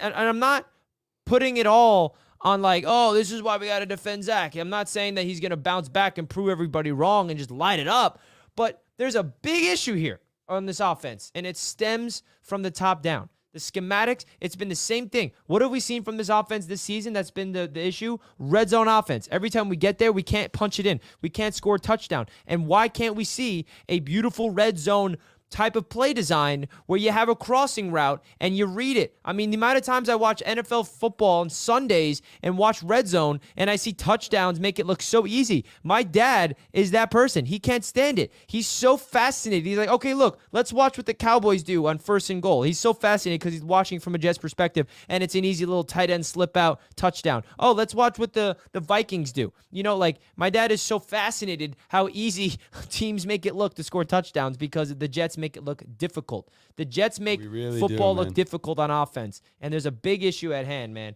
Big issue at hand that goes beyond the quarterback, and that's the issue. Zach needs to use a lot more of his abilities than just, you know, he's got to get rid of the ball fast. He's got to use his legs. I mean, he's got to be better. The coaching staff's got to be better. I mean, we've been saying the same thing all podcasts long. We get it now, and it's frustrating. There's 2 things to be excited about when it comes to the Jets offense, and it's 2 individual players. And it's pretty obvious. It's Breece Hall and it's Garrett Wilson. Other than that, everything about the offense sucks. The quarterback sucks. The offensive line sucks. The tight ends stink. Dalvin Cook sucks. Michael Carter's incompetent. Maybe not. Who knows? I don't really care, though. And it sucks because the offensive line was actually playing good. Remember that Chiefs game that we were all excited about Zach's game? You know what a reason why Zach played well? The pockets he was having was fantastic. The pass protection was unbelievable in that game. You know what? There was one play last night that sticks out in my mind because I remember specifically saying, you guys can go back and look at it on the live stream from last night's game, early in the game, and I remember saying, oh, great protection, great pocket. Look at that pocket. And it happened to be on that 3rd down where Zach Wilson overthrew, I believe it was Uzoma early in the game, or it could have been Conklin earlier in the game. The out route? The out route just completely sailed it. Would have been that was his first throw of the game. Was it? Yeah. Yeah. I remember saying, wow, look at that pocket. Great protection. It's going to be a good offensive line. And obviously it didn't hold up. But even when on those plays where the protection held up, there's an example where we just can't be a complete football team. We can never execute because when the protection holds up, and I'm not saying all the time, but on this particular example, the protection holds up, Zach Wilson misses the throw. Punt. Yeah, it's inexcusable. We're going to get into the next caller here. After the super chat, Michael says, Dobbs with 5 days after Vikings got him. TD was right. I personally do not think Josh Dobbs is doing what he did with the Jets, what he did with the Vikings, Michael. I just genuinely don't believe that. Again, I already said it before, but the Minnesota Vikings offense has been great all year. It was great last year. They have a great offensive mind in Kevin O'Connell. They actually have a good scheme. The Jets do not have a good scheme. We do not have a good offensive mind at the helm. You plug in a quarterback like Josh Dobbs with a good scheme, he's going to execute, okay? I don't think you plug in Josh Dobbs with this incompetent coaching staff and that offensive line, he does what he did. That's just my opinion. But hey, we can agree to disagree. I really, really strongly believe that Dobbs coming to the Jets is not going to save the whole world. There's an issue here beyond the quarterback. Zach deserves his criticism, but there's issues around the quarterback. The Minnesota Vikings have been a well-oiled offense with Kirk Cousins. And he gets injured, and you plug in another quarterback, the system is already operating at a high level. The system is working. Offensive line's protecting. The run game's there. Play action. I mean, that offense is very good with the Minnesota Vikings. And yeah, very impressive for Josh Dobbs to do that in 5 days, no doubt about it. But that's my opinion on it. Let's get to the next caller. Jet Life Joe. What's good, bro? You're live, man. Jet Life Joe. Jet Life Joe going on once. You're muted, Jet Life Joe, if you want to talk. Unmute your mic. Going to twice. Jet Life Joe. She gone. Damn, Jet Life Joe. He was in the private chat asking, how do I call in? Well, we just got you on here, buddy. You got to turn your mic on and speak when we bring you on, bro. Jet Life Joe. Let's chat for a couple more minutes. We'll try Jet Life Joe one more time because we only got 10 minutes left in today's episode, everybody. It's been a long one, as it always is on Monday. Remember, we got the Jets Media podcast on Mondays from 10 a.m. Well, it's actually Tuesday today. Let me rephrase that. Usually it's on Mondays, 10 a.m. to 1 p.m., as it was today. But today's Tuesday. So always the early podcast, typically on Mondays, unless we play a Monday night game, which we don't have any more of this year. So Jets Media podcast Monday, 10 to 1. And then we have the Thursday preview show for the following week. So this Thursday, that is a pre-recorded podcast. So that premieres on YouTube and on podcast services later on in the day. And that's a 1-hour show where it's just Richie and I. We don't take any callers. We preview the upcoming game, and we talk a little Jets football, as always. And, thank you guys for hanging out this morning, for supporting the channel. Make sure you go check us out in audio form, Apple Podcasts, Spotify, wherever you listen to podcasts. Throw a like here on YouTube. We really appreciate all the support, guys. This is a long show, and especially on Defeat Tuesday, feels like an even longer show. But we're coming to the end of it. Thank you guys so much for hanging out. Please smash that like button, and we appreciate it. Yeah, we do. We do appreciate it. And just scheduling stuff. Monday, we're probably not going to be able to do the podcast either because I'm going to be in Vegas, and I'll be flying back home that Monday morning. So we're going to have to figure things out unless Jack can learn how to come to the studio and run the show without me. I'm just kidding. I don't think that's possible. You guys should see how many wires and crap there is running. And we have a whole mixing board and all this stuff beyond my skill set. Yeah, so I'm flying back home from Las Vegas early Monday morning. So hopefully it's a victory Monday, and I'll be back in New York around 3:00 p.m. Eastern time. So that's probably when I'll be able to make videos. I mean, I'm going to be doing content from Vegas. I'm obviously going to go live after the game from Vegas as well, and you'll be seeing a lot of content from me. But in terms of the Jets Media podcast, we're not going to be able to be live at 10 a.m. this Monday after the Jets-Raiders game, which is unfortunate. But, hey, hopefully we can see a Jets W somehow, some way in Vegas. That would be great. That would be great. Oh, all right. Jet Life Joe. Jet Life Joe. What's Welcome going to the on, pod. guys? What's going on, guys? How you doing, man? How you doing? Man, the only problem I'm really having with it is Zach looks really good when we need a comeback in the fourth quarter with 30 seconds left. For some strange reason. But when it's first quarter, you know, we got the edge, he just doesn't look good. Don't want to blame it all on him. Lazard definitely can't catch. I was looking forward to see Hartness a little bit more this year. Maybe get Gibson more open looks this year, but it's either the guys are not open or Zach is bad. It's one or the other. Yep. Seems to be both. It's it's tough to pinpoint it on just one of those issues, but we're just never playing complete football. You know, it's always if somebody's doing their job, then somebody else is not executing properly, and we can just never put a complete game on offense together, man. And it's just extremely frustrating because we're sitting here having the same conversation every single week. And that's the problem. It's funny. I took the Jets 3.5 yesterday off a 9 pick parlay, and that was the last team. And I'm a Jets fan, and I was sitting there, and I just ripped the ticket up last night. I said, before the even game started, I said, it's going to look bad. I'm like, if 8 teams hit and I'm waiting on my Jets 3.5, I said, it's not going to happen. Oh, my gosh. Definitely not going to happen. Man, it's crazy. That's a bummer, bro. I don't want to see us on Monday night anymore. I don't want to see us on any night games. Well, I'd rather Sunday night coming up.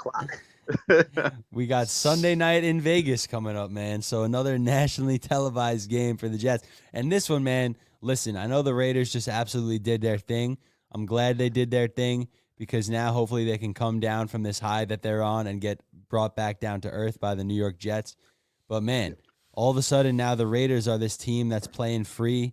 You know, they're no longer are they stuck under the yoke of Josh McDaniels' regime.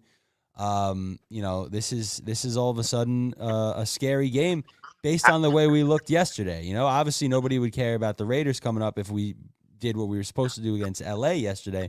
But based on how this offense looked yesterday, man, why should I have confidence that we're going to go and look competent against Vegas on the road on the other side of the country? You're right about that. And it's like Herbert didn't even play his best. He had four fingers. He played terrible. Defense played great, but it's like, how much can you ask the defense to stop him on a third down every time? You know what I mean? I got no bad things to say about the defense yesterday, bro. The offense just flat out isn't doing their job. Yeah, you're right. You're right.